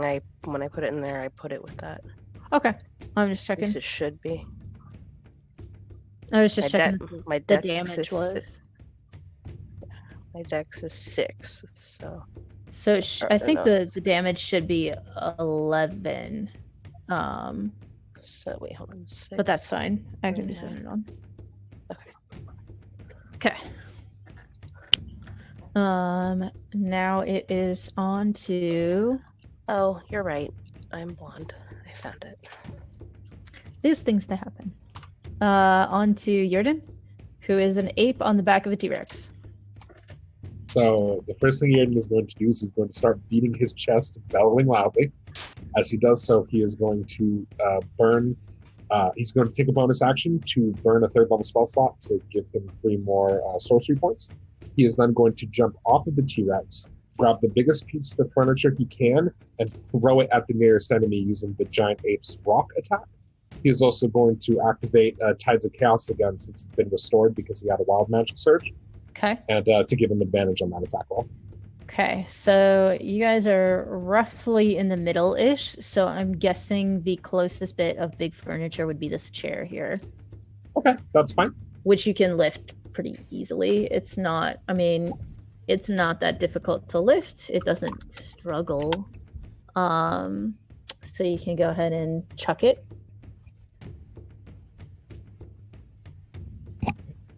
And I'm going to roll. 28 probably hits, but I'm going to roll the second time for advantage anyway, just in case I crit. Okay.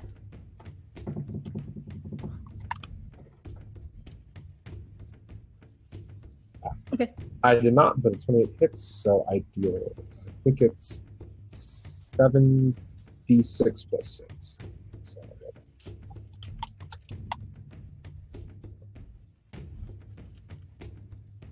I deal 32 damage.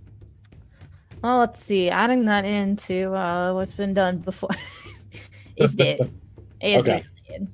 After it hits and the thing dies, I'm going to begin bellowing woo, woo, and beating my chest some more. Okay. And that's my turn. Okay. The chair survives. It hits with pretty solid contact and then lands sort of like squishy part first and doesn't land with its legs down, so it doesn't splinter and shatter on the ground.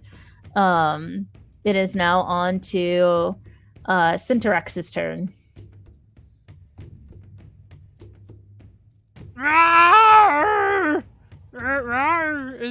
There's only like one outside, right? Yeah.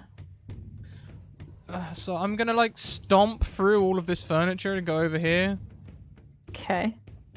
And as you approach, it like the furniture like flees out of your way to make a hole for you as it scoots away. Does the wall flee as well? Are you roaring as you're stomping? Yes. Oh, heck yeah. So the wall, instead of like fleeing, like parts of it just sort of like stack up against the parts next to it, and then other bits just sort of fall, like some bricks just fall down.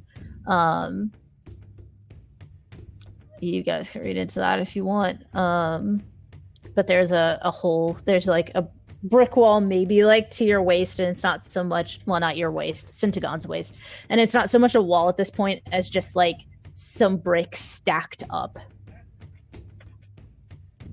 Cool. So it makes way so I can bite the person outside, right? Mm-hmm. No! That one. Okay. Roll me a dice and tell me odds or evens. Odds. Okay. So as you go to lunge forward and bite this thing, you bite your own arm instead, not used to making these attacks, these crazy attacks. And go ahead and roll me half damage for that. My arm is now grappled. So that'll be 15. Okay. Sort of like when a dog finally catches the tail. Yeah. Yeah, I'll try not to rip my own arm off, but I'm not in a good mind place right now. I'm also then going to turn around, so my tail's going to, like, whip around this furniture again, and I'm going to, like, smack at it with my tail. I'm gonna laugh if you roll another one. 18. Okay, that's a hit. Go ahead and roll me damage for it.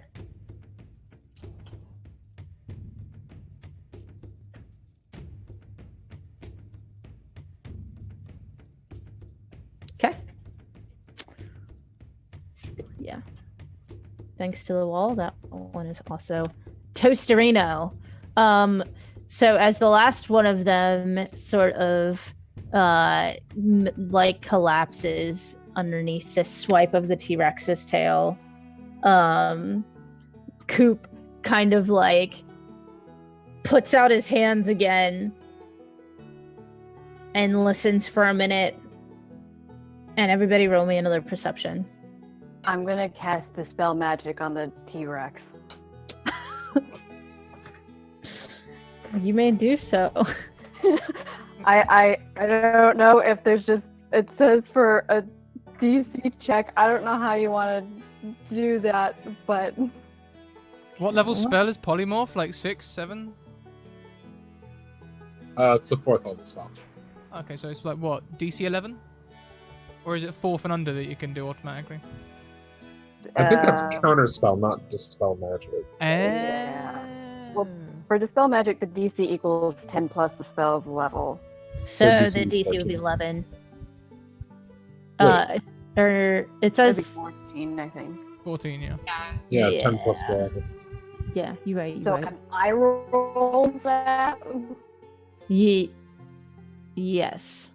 Okay. God, everyone. I guess I'm just gonna do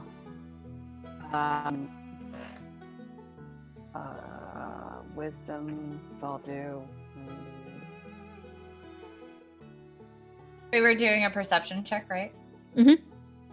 I got a 21. Okay. I rolled a 5. Okay. I got a 21 on perception. So the T-Rex remains, but you can see Quinn frantically casting and yell scolding. I am yelling. So like there's a bubble that leaves my mouth, and it's just symbols. If there are no other enemies around, I will end the effect. I will end the polymorph. As you all stop and listen for a minute, nobody hears any other sounds of life beyond what's inside of the house or the bookstore. Beyond Quinn cursing. Beyond Quinn cursing and the frantic panting of this bookseller.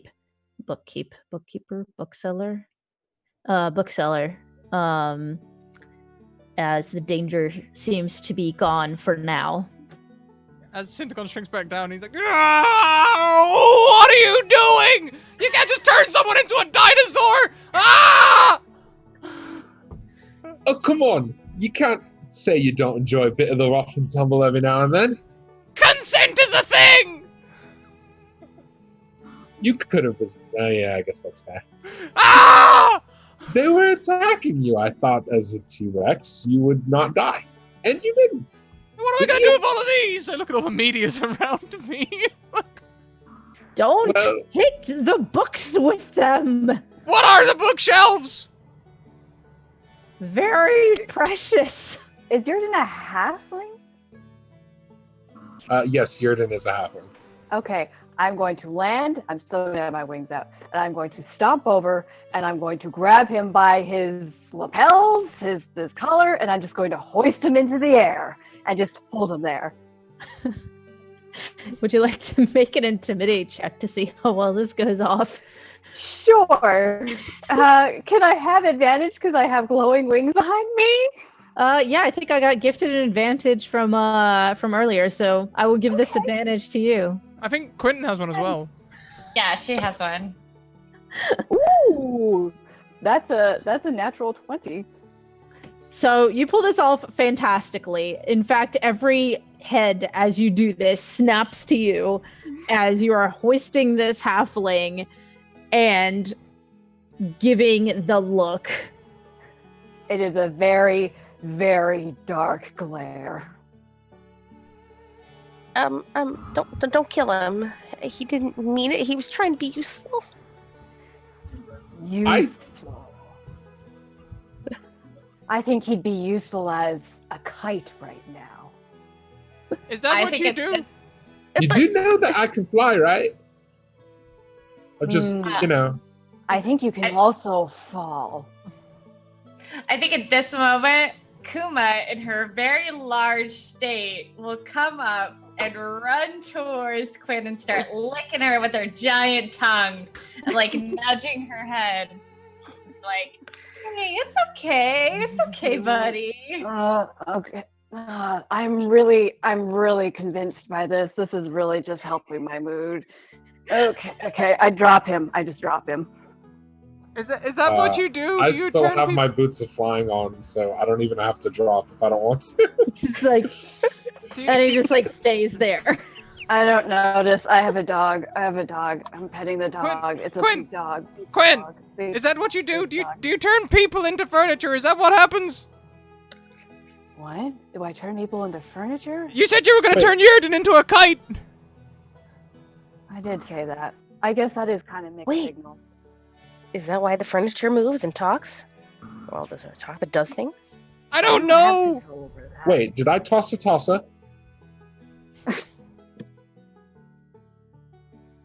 I walk away, and I start to heal the furniture.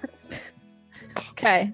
Yurden's walk gonna away. start rolling his tobacco, and he's gonna. I'm sorry. What's the Dragonborn's name? Coop. He's gonna fly over to Coop. He's gonna hold the rolled cigarette up to Coop's mouth, and he says, "You got a light?" He breathes on his thumb and holds it out for you. Thank you. And I'll. That's that good D&D shit right there. And Cordassa is going to leave this healing spirit just to sit like on Syntagon's shoulder for a bit. Let's do. And you're gonna go ahead and get 19 HP back. As she just lets it sit there until it expires. Oh yeah, I'm back at full health. And she will also go around with Quinn and kind of touch some of the furniture, and it looks like she's also casting spells on it. And she kind of looks over a couple times and says, "Is this right?" as she's casting healing spells on it. Do I? There was a spell that she used earlier, and I don't know which one it was, but it was like 8d8. Do I recognize that spell? Do you know druid magic? Is it druid specific? Is it druid specific? What else can learn this? It sounds like Blight, which is a wizard spell, but I'm just guessing. It could be. Do you know Blight? I don't have it. I don't think I would like. You could roll an Arcana to try to figure it out. Okay, I can do that. Okay. It is Blight that she cast, Okay. which is a necromancy spell that is available to several different classes. You can pretty much, Blight it's Blight. Yep. And so we're patching up the furniture together, and when I think no one is listening, I say, "So, where's your son?" And she kind of looks with a start and she says, "He's with someone I trust, but I have to get back soon." Wait, Oh, wait, you that's have awesome. a son? You have a son. Who? Where are you? Wait, Where hold are you? on. Where are you? Oh, you know what? Does Syntagon hear that? Does This Syntagon? happened. Make it okay. Syntagon, would y'all be paying attention to the two people healing the furniture? I think wouldn't- it's odd yes, they're healing yes. furniture. I was Then- definitely paying attention to Quinn because, like, I was asking them if they would like turning things into furniture. Like, Then go ahead and roll me a perception to see if you hear it. Can I make Okay. it? Can I also roll that perception too? Yep. Kuma hears it. Kuma hears it. Sure, you can roll for I'm gonna Kuma. roll it. I'm gonna roll for Kuma. Dungeon Master, may I also roll that perception check as well? Thank you. Should I roll a stealth Good, here check? Yeah, you can roll. Did you say stealth check, Quinn? Yeah. Mhm. Do I That's a have any 10. advantages left, or am I out? I out. gave you an advantage, so you might still have yours if you had one. yeah, we can totally do that. Cool. Everyone, let's see. I got a son. Oh, No, no. Okay. But here's the second part of the question. This is fine. Syntagon doesn't know. Wait. Wait, I were they mean, rolling does stealth Cordell against our have perception something? checks? Yep. I'm going to spend 2 sorcery points to roll a d4 and lower their stealth check by that. Okay. The lowest it could go is 22. Right? Oh, jeez. Yeah, but in character, I don't know what they roll. Okay. So, as you're watching the women do their work, Quinn says, like, turns to Cordassa and kind of puts their hand up, and Cordassa, everyone except for Yurden, unless you want to spend that now, because potentially you could lower her roll down to below a 3. Sure, why not? Okay, go ahead and roll me a d4. Okay. So, thank you very much, Co-op the podcast, who gifts a subscription to SZ. That's you have Ezzy. You have an advantage Ezzy. to gift to someone. Ezzy. I rolled a 1. Okay, so that'll bring her down to a 4. So everyone except for Yurden hears her turn back and say, I left him with somebody I trust, but I need to get back to him. He's the most important thing to me. So Syntagon hears that, but doesn't hear Quinn say, "How's your son?" Mhm. Great, excellent, wonderful. Syntagon turns to the is there still an open section of wall? Mhm. He's just gonna fire all 6 meteors out of the wall. It's like, "Ah!" And Cordassa turns around and she has this the ornament in her hand that she was raising to show to Quinn as she turns around and stares at you, throwing these meteors out of the hole in the wall. And she looks very alarmed and kind of looks at Quinn as though to say, like, did he hear that? What's on the other side of the wall? Are we up high? Are we down low? Are we underground? You're at ground level, what would have been ground level. There's just an expanse of just this black rock, pretty much as far as you can see in that direction. Cordassa, do you think he would be better with his memories?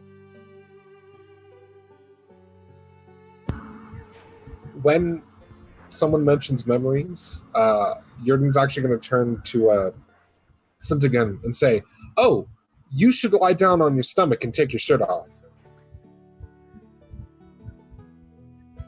Trust me." And then he's going to crack a big smile. Eh? Syntagon turns and walks out of the hole in the wall. No. You got your back. You got like a metal thing. Ah, Lie down on your stomach and take your shirt off. I promise. I know what I'm talking about. Also, and he's going to point towards Quinn and says, "I don't know what he's all mad about. I thought you were brilliant as a giant lizard." Wait, So you have one of the metal things too, I think is what he said. So Yeah, he has like a metal thing in his back. then it can get activated. They can take it off and you get your memories back and maybe we can figure out how to save the world, because we just killed a whole bunch of things, but we haven't helped to get our world back so we could go places again. Sin, Syntagon do you is... want me to check your back? I'd appreciate that, Araki. Yes, please. And he's gonna take his shirt off, and like, this is not the reveal of some muscle-bound washboard abs. Like, he's the weediest little wizard. He's got like a tiny little body. You can see all his ribs, and his spine like pokes out all the way down. Like, he doesn't eat enough. His skins are really pale violet, and it's kind of blotchy. Buddy, we gotta get you some vitamin D and some protein. Oh yeah, God. but he also doesn't have a shirt, so he's just sort of like lowering his. He's like sort of like lowering his robe down. Like... So are you facing them when you do that, Yeah, like, and then turning, or are you like back? I'd already turned towards the wall, so I'm just gonna stop and just sort of like do it there without really looking at anyone. So Buffalo Billigus right now. as Syntagon slips this robe down his shoulders, down the entire length of Syntagon's back, on his shoulders, and off to one side, inlaid, is a metal symbol like this in his flesh. And is it facing like everybody? yeah, because he was facing the outside and kind of pulled this robe down. Okay, I turn to everybody really quick as soon as I see it, and I'm like, I mouth to them so that Syntagon doesn't hear. Chill out. Just chill out. Chill out. Hey. Do I have a big metal thing? Mr. Dragon Man, can you help him? You do have a big metal thing, buddy. The moment that this starts to become evident, Cordassa like runs to you, and she like places her hands like on your shoulder, and she says nothing, but she is just crying a lot. A ton. Can you get off me, please? She Just don't touch me right Looks now. like we got a new friend. lets go, and she says, I'm sorry. Thank you very much, Ascension Stories, for the raid. It's real emotional. Get buckle in, everyone. And thank you also, Michaela, for the 1,000 biddies. You can gift someone an automatic success with that, not critical. Araki, am I covered in metal? It's You're not covered in metal. You just have a really big symbol on your back, which I mean is good because you can breathe, but you can't remember. Mr. Dragonborn, he has a symbol that's different than ours. What does that mean? He looks at it and he says, it's the same symbol, just much bigger and not. It's in a different form, right? Yeah.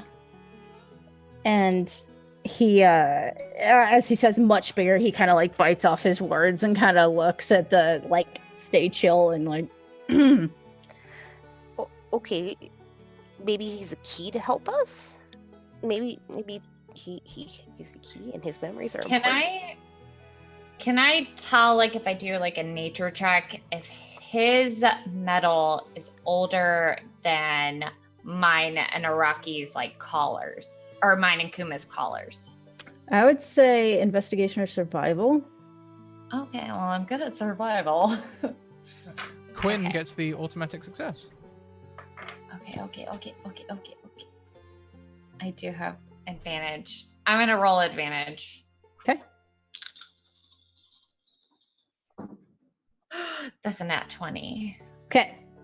So, as you kind of approach and Cordassa kind of backs up and fades kind of back to where Quinn is, and you kind of start looking and kind of like running your fingers along it, you can tell where there's almost a difference in metal. Not that there's a break, but that it's subtly different, almost like it was like welded together between the two parts of it. And between the two parts of it. And this top part seems to be much older, not like eons, but much older than the bottom part, probably by several years. And the bottom part seems to be newer, but still older than any of the collars that y'all are wearing. And as you kind of survey everyone else after looking at this, you see that the only one that looks like, the only two that look like that they could be as old as the bottom part is Quinn's necklace and Coop's necklace. Okay. First thing I'm going to do is I'm going to send my lion to Cordassa for sympathy pets. And it's going to like kind of rub up against her a little bit because I'm like, go make her feel better.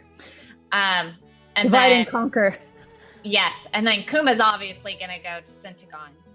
And I'm going to kind of step in front of Syntagon and I'm going to quietly tell him so that like, I mean, because it's like more of a private matter. And I'm like, I just want you to know your symbols on your back look much older than mine and Kuma's do.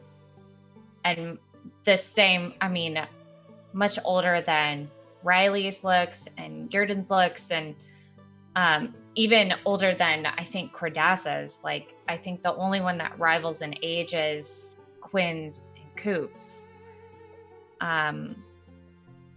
But they look like an older version, even like completely separated.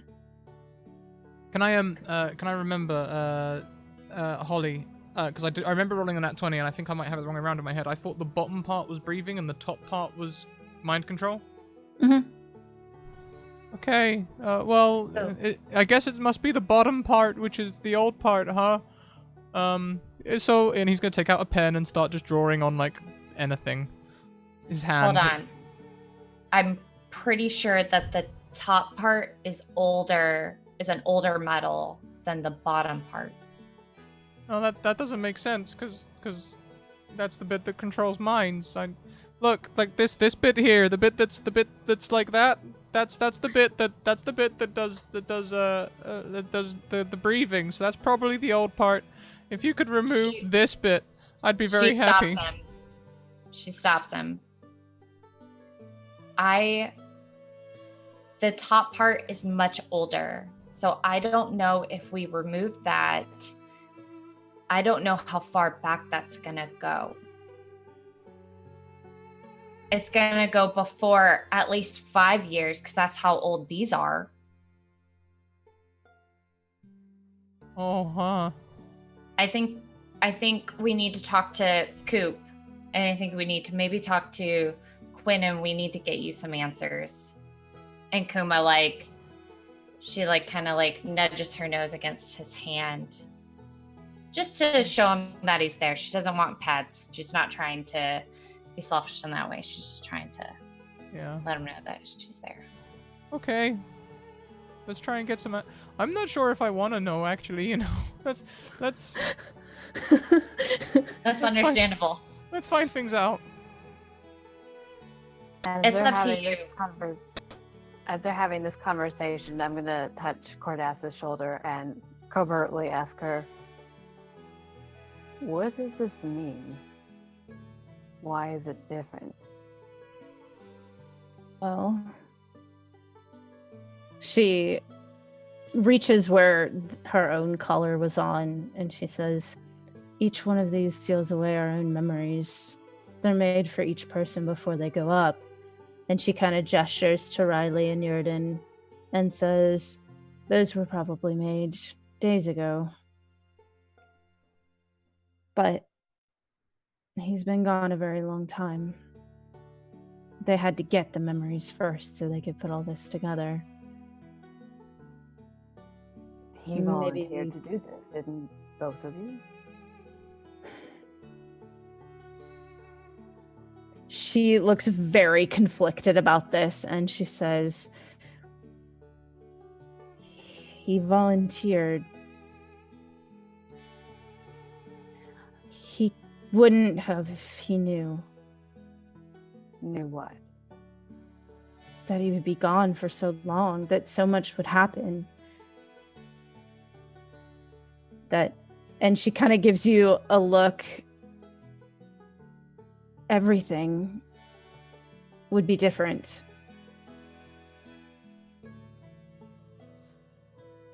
I didn't know either. But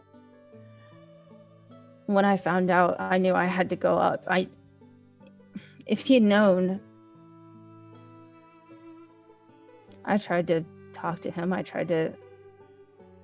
think I messed everything up because I just wanted him back. I just wanted him to know the truth of what they did and to choose for himself to make an informed decision because, he's so smart and he has to know everything. But when I tried to talk to him, when I tried to give him a connection, he ran away and screamed and left me again.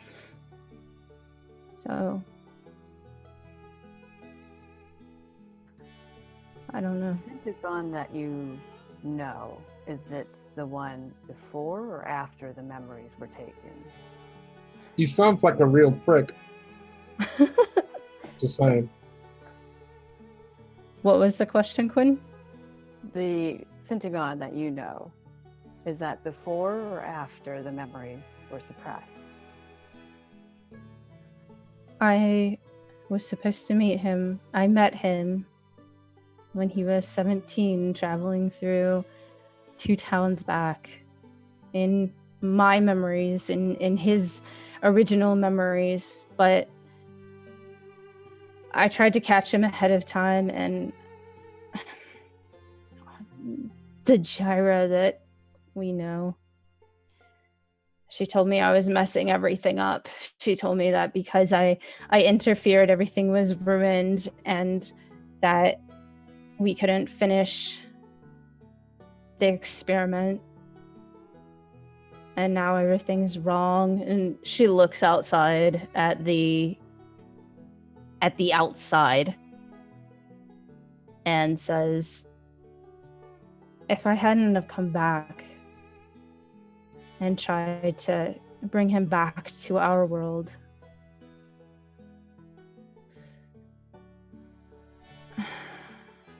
I just wanted to do what was right. Well, maybe he needs these memories back so he can make that choice for himself now.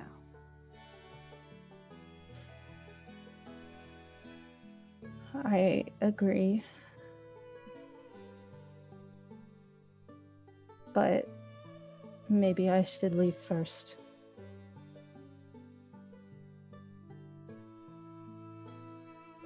Because what if he wanted this all along? What if he knew all along and he's angry that I tried to help him, that I tried to stop things and assumed that he didn't know what was going on, and thinking that he'd want to come back when he's being a hero.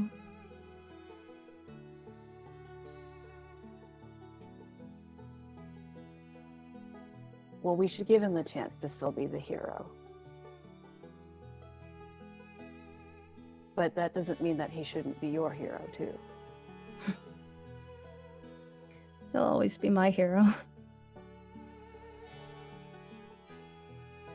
And she kind of dries the face a little bit, and she pets the lion. And what are Riley and Jordan doing as all of these things are happening? He takes a long drag on his cigarette and says again, I don't know, he still sounds like a bit of a prick.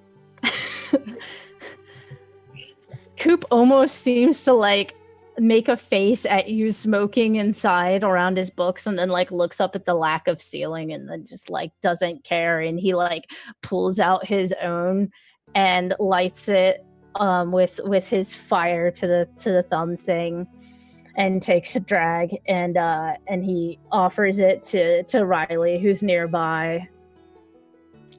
I still think we should go fix him, and he probably holds the key, because that's different.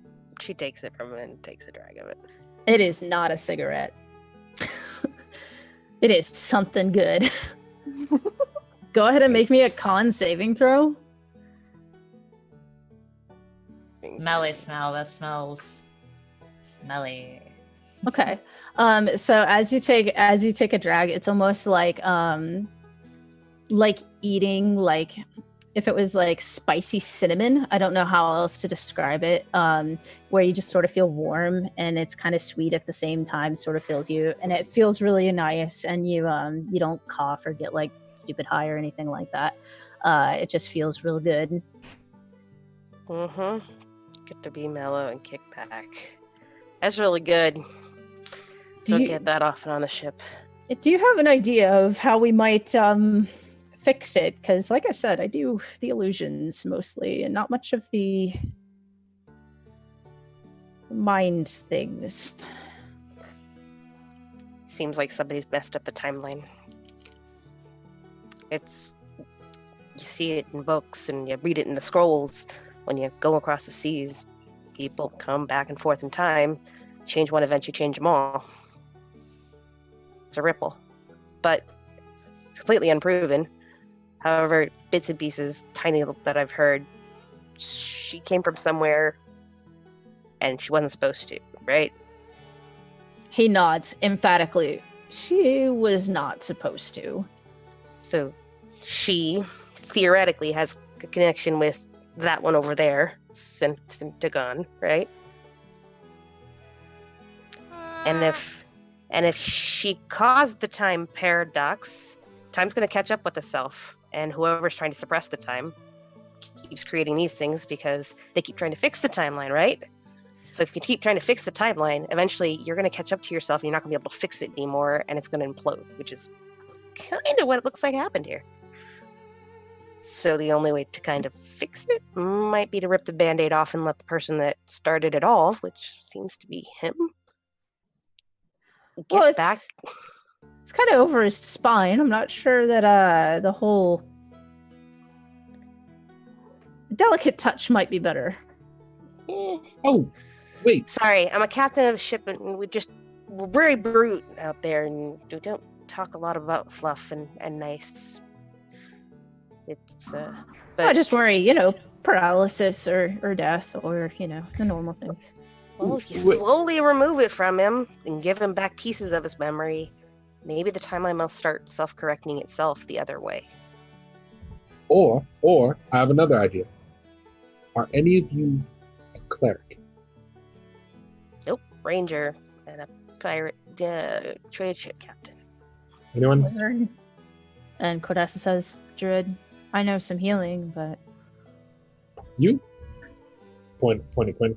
I mean, it depends on your point of view, your perspective. Well, yes, regardless of perspective, can you raise the dead? Because we could just rip the whole thing off, he'll die, and then you bring him back. Problem solved. Maybe he doesn't have to die is the thing. Maybe he could just... Right, but what I'm saying is if he does die, you can bring him back. Kuma's gonna start growling very... The idea is not to cause more harm. I have to believe... But his memories will come back. But if you flood his memory, you might overload him to the point that he fries his brain, and then we're right back where we started. Whilst everyone is arguing about Syntagon, I think he just kind of like perks up and just, Eriki, would you mind if I borrowed Kuma for the night?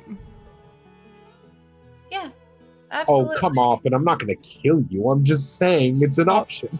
No, it is not an option. I will... No. As they continue arguing. As they continue Kuma is arguing. still very large. She's a very large creature. Comes and she kind of just like towers over you, but in like a very comforting way. Like, Right, you whilst- fit perfectly between her two front paws.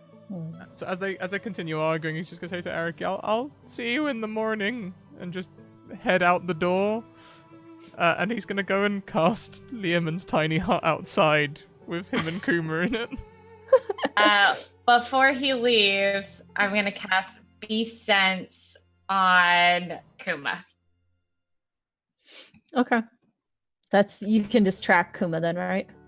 Or know where I she can is. see through her eyes and hear what she hears for an hour, and like feel her natural senses. So if she feels like upset, I'll know. But then I'm not gonna I don't want to peek into what he's saying, but I want to make sure that they're okay. So you can cast that. However, as soon as Liamon's tiny hut springs up, spells and other magical effects can't extend through the dome or be cast through it. All right, fine. So you feel, but I still Kuma, cast it. Yeah, you feel Kuma being feeling very protective, and then suddenly you're cut off as you just feel nothing. I'm like, all right. You can't I don't scare him. understand how magic works. We can't scare him by threatening to kill him. He's not. I don't think he's older than 25. He might even be younger. I wasn't threatening him. I was just bringing it up as an option. It's well, an I option. No, I think if you he's somebody that thinks that he is, he told me he thinks that he is 17. I don't know how old he is. He doesn't know how old he is. I think the only person that knows his age is maybe the Dragonborn, maybe Quinn, mostly Cordassa. But if you were to come up or to be told that this was happening to you, how would you feel? You definitely wouldn't want to just die. why don't we just go get in the face of Cordassa? Because Wait, if she started it, she has to go back. She can't. The timeline has to correct itself to correct him. He shouldn't have to go through it. He's clearly been. He's different than us. And it seems like it's been longer. I don't know for sure, but I think this is all the same timeline. I think that they just think that we're going to end up fixing it. Because this Cordassa, no offense, she looks her in the eye. Sorry. This Cordassa looks older than the one that I saw literally a day ago. I think it's all the same timeline. She's just come forward and... So she's time jumping repetitively and interfering in different elements of his timeline? I think it's all the same timeline. I think he's just young. It's just some magic to make him younger. I don't know. Maybe Cordassa knows. I don't know. Well, go find her. Where is she? She's just standing there, listening to you guys, and every so often, trying to interject, and then just sort of letting you continue. Coop, meanwhile, is he's kind of, after taking another drag and passing it on to Uridan, goes and rifles in his desk for a minute, and you hear some metallic clanking, and he comes back over and he's like, here, put these on, and he holds up two of the necklaces that only have the bottom part on them to Riley and Uridan. Alrighty. It's on. Before Yurden puts it on, he's going to turn to Araki and say, "For your information, I would die and be brought back in a heartbeat to save the world. Wouldn't any of you? That's what heroes do." Absolutely, heroes do that, but you don't risk someone's life if you don't have to. I'm on a ship with people that they're your family, and clearly he's cared about, and we don't even know how old he is, and threatening him with death. Okay, maybe Araki could have or McQuinn. She seems to kind of have the whole Centagon whispering thing going on. I would say, so me personally, I would not give up my life in a heartbeat to save the world. Kuma would. You guys have seen Kuma. But that's Everybody because they're a good puppy. She's a good girl. but not everybody feels that way. And not everybody in everybody's time of life. Like when I was younger, maybe I thought I could be a hero, but I'm not a hero now. And I wouldn't do that. But I don't know if Syntagon is there. Like, and I don't want to force that on him because I don't know where he is right now. I know where he is, but I don't know where he is. You know. He seems conflicted, and I've not known him all that long. And when you're conflicted, making a decision like death to save the world, I mean... Same. I haven't known him that long. None of us have known him that long, except for... We don't know that... Link. that he would even be able to save the world by getting his memories back. It could just... I mean, it's a lot of memories.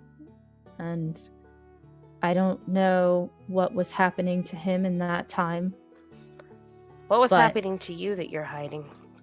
You're talking with blocks and walls and riddles, and the only way to fix things is to be honest about it, because we can't help you to fix things. It's like steering a boat. You're either gonna go topsy-turvy or you're gonna go into the wind. So you're hiding, and since you're hiding things, you're one of the keys to the puzzle.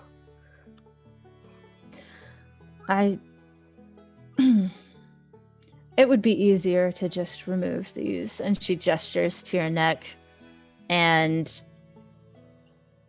Coop kind of shrugs and is like, just yank them real hard, and she kind of also shrugs, and they kind of look at the rest of the party to size up like actual strength, and who among us is the strongest strength-wise? Probably Quinn, or...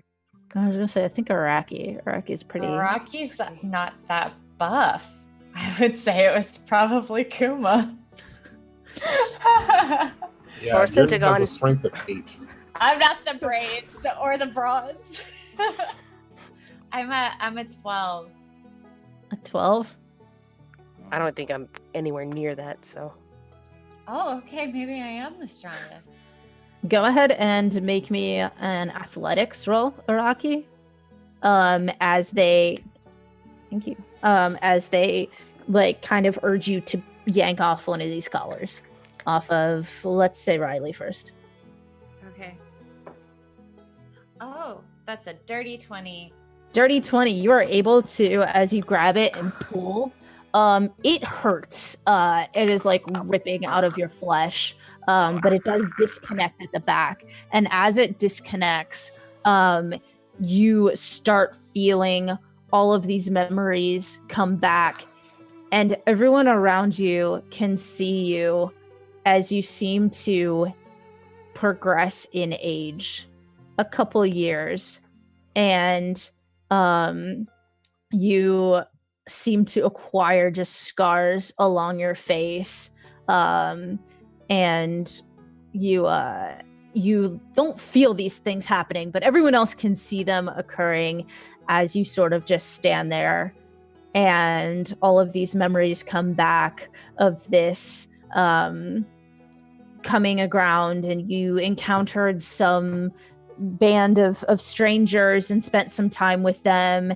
and traveled on to the next city, and at the next city you decided to stay to do some trade, and then people started going missing. You took a job trying to find them, but then you heard whispers that something was about to happen and to go underground. And just as these memories start fading back, Araki, go ahead and make me another athletics to take Uridan's off. That's a 15. That'll still do it. It hurts a little bit more, Uridan, as yours comes off. And as yours comes off, in addition to seeming like you're aging, you turn bright neon green, and one of your arms turns into just pure metal, and you like sprout a flower off the side of your head as these strange magical effects are just appearing on your body. And you again feel these memories of meeting up with this strange band of people and traveling with them to the next city. And then at that next city, something went terribly wrong with one of your spells. And you think it was the one that blew off your arm as you're remembering. And you remember after that, you went to seek out somebody to try to get something fitted on. And when you found that person, the name's a little hazy because it's been a while even trying to remember back. You found out that they could just meld it with your body. And they took you into this very ratchet basement to do it. And just, again, all of these memories flooding back as you're standing there, just remembering. Yerden's, if he can speak, he's going to exclaim, "I am Yerden Silverhand, King of Daisies!" And Cordassa, like, kind of looks very alarmed at the both of you and says, "I wasn't wherever you were when this happened, but I'm sorry for the journey that took you here." Think nothing of it. And I'll hold up my silver hand, like all admiring it. Life's a journey.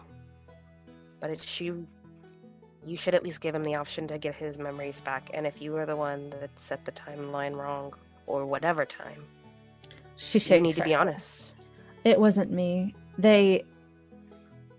These are his memories that we are living, that they are reproducing. This is where he met you. This is where you were supposed to be. I came into an earlier memory. This is real, I assure you. But think of it like a play of someone's life. And we're all just actors. Is he even alive? Or is he dead and you're playing his memories back because you're reliving them? I believe he's alive. But I'm not. Because if it's real and he's not actually here and they're replaying his memories, it's more like a program of some kind. Well. And if we're programmed into something, it would assume that he's not human or tiefling or anymore. It's more like a disc. She kind of looks at the Warforged and looks at Coop, and Coop kind of shakes his head and he says, "It's not so much another timeline, unless, of course, the magics go far further than any of us know. See, this," and he concentrates very hard and stretches his hands out, and above him the sky turns the blue that you remember years and years ago. You can see, as he seems to push out one of his hands, ocean in the distance and some grass sprouting up, and the Warforged that are on the ground turn into bodies of people. And he says, "It's just an illusion. It's just a play." And we're going to call it there, guys, because we're already 15 minutes over. So, we doing okay? Yeah, it's really good.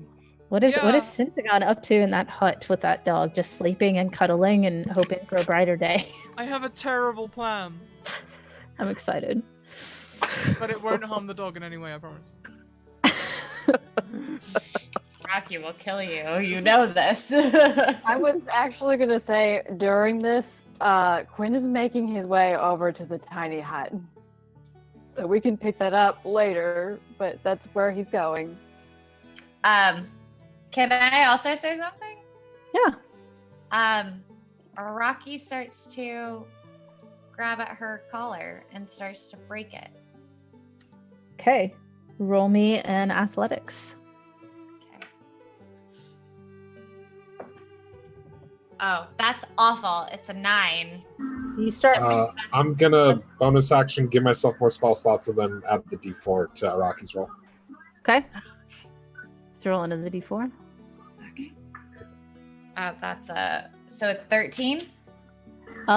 As you start pulling at it, it seems like it's one of those things where, like, if you try to take a splinter out of your own finger, like it's like, so you start pulling on it, like it hurts. It's like stuck in your skin, and you like you feel it like move a little, but you can't get it. Yeah. I can't wait till you direct Kuma to just go for your throat. I know. And Arax is just gonna go, there's a reason why I'm here, obviously, and I was drawn to him from the start, and maybe if I just take it off and I just remember, maybe something good will happen. And she can't. She's just emotional. Mm. I'm like getting emotional. Okay. Okay. Let's call it. Everyone, this has been a whole ride. I've not been so tripped out before, especially not in a viewer game storyline. Holly, wow. Let's go round. Let's go round and let's speak to everyone and see who we are, where we can find each other online, all the good things. Let's go the opposite way around. So this time, let's start with Raven Coop. Hey, I'm Raven at Raven_Coop or Co-op. You can also find me at Co-op the podcast. I am the producer and co-host of Co-op the podcast, which you can find on iTunes and yada yada yada. And yeah, do you want me to talk about my favorite thing about this session? Yeah, go for it. Giant Kuma, and also all the animals. And then also, I mean, just all the feels. It was good. It was so good. Holly, you were just, mwah, finger kiss. Beautiful. Thank you. Next, we go to Sarah Somatic. That's me. Hi, everyone. I'm Sarah, and you can find me at Sarah Somatic on Twitter. I am the DM and the producer of Sacrosanct, which is a Dungeons & Dragons 5e podcast. Very gay. We also get very emotional. I love emotional things. Ah, yes. Good. My favorite things from this session, definitely the fact that we could break it down and get like into some real stuff. I love doing that stuff. Oh, man. And also, of course, T-Rex Syntagon. I just don't know how I'm going to hold it together whenever I think of T-Rex Syntagon. Just screaming T-Rex noises. I can't, yeah. That's my jam. I want it as my ringtone. That's good. Yep. Mm-hmm. I'm sure maybe someone clipped and there might be clippable things we can make as a thingy. I want a montage of all of them. Make it happen, internet. Next around, we go to Lights Camera Initiative. Oh, hi. I'm Marvelous. You can find more of me at Lights Camera Initiative on Twitter. Additionally, we have a YouTube channel where we review pre-published 5e D&D adventures. Additionally, my favorite part of the session was definitely how mismatched my character was for the emotional scale of what was going on. It was fantastic. He was the happiest, most optimistic person walking into a sea of depression and forlorn love. It was fantastic. And I'm glad I got to turn someone into a T-Rex. That was really fun. Wow.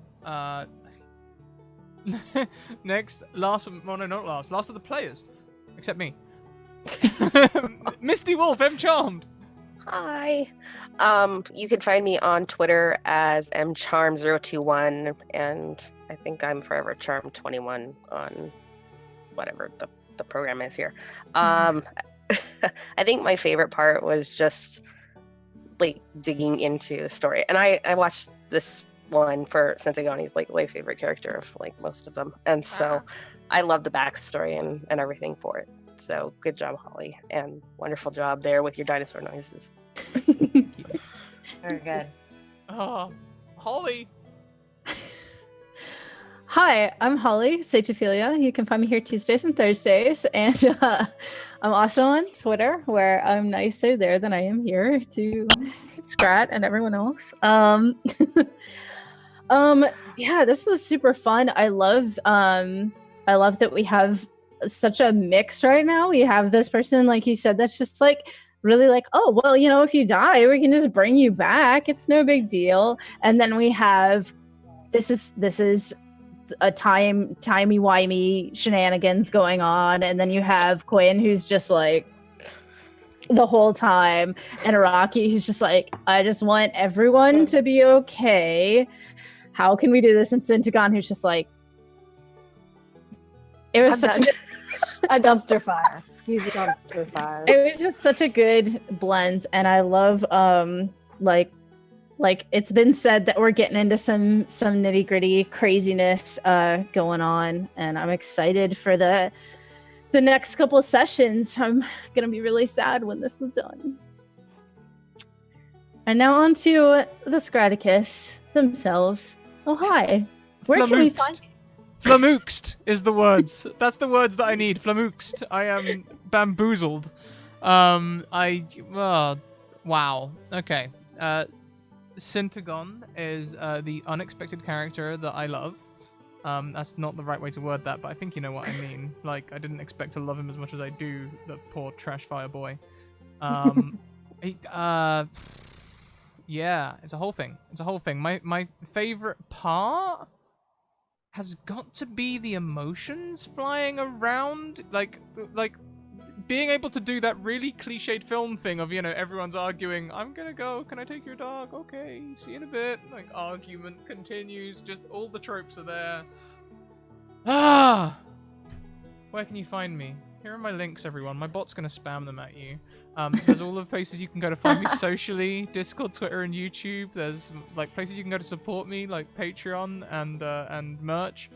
You can also find sponsor information. We're sponsored by Mage Hand Press and Bird in the Storm. You can see their little logos over by the side of the map down there. We're very grateful to them to make this all possible. And also, we've got a whole bunch of sites where you can get 10 to 15% discount on all your tabletop RPG goods. So yeah, check those out too.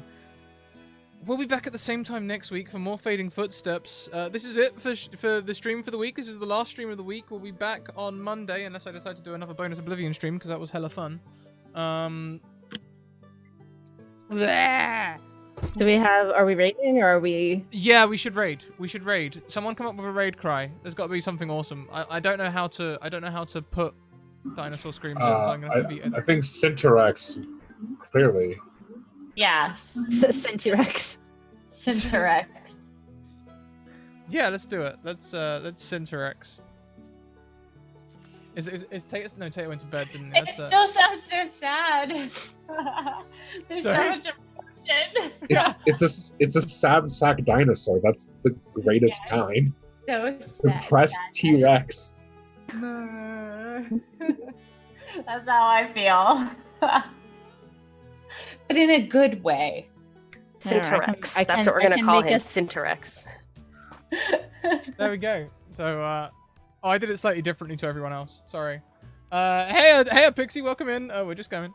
We're going to go and raid Glitch, but thank you very much, everyone, for coming along. I hope you have a wonderful weekend. Maybe I'll see you. I've not decided yet. Until next week, keep on evoking emotions, and we will see you later on. Bye! Oh, hang on a minute. Big announcement! Raven and Sarah Somatic, they're going to be here every week. They're our new regular players. They're coming back next week. You'll see them the week after, and the week after, and the week after, until the end. Wow! And Kuma. All right, let's get out of here. See you later, everyone. Bye! Bye.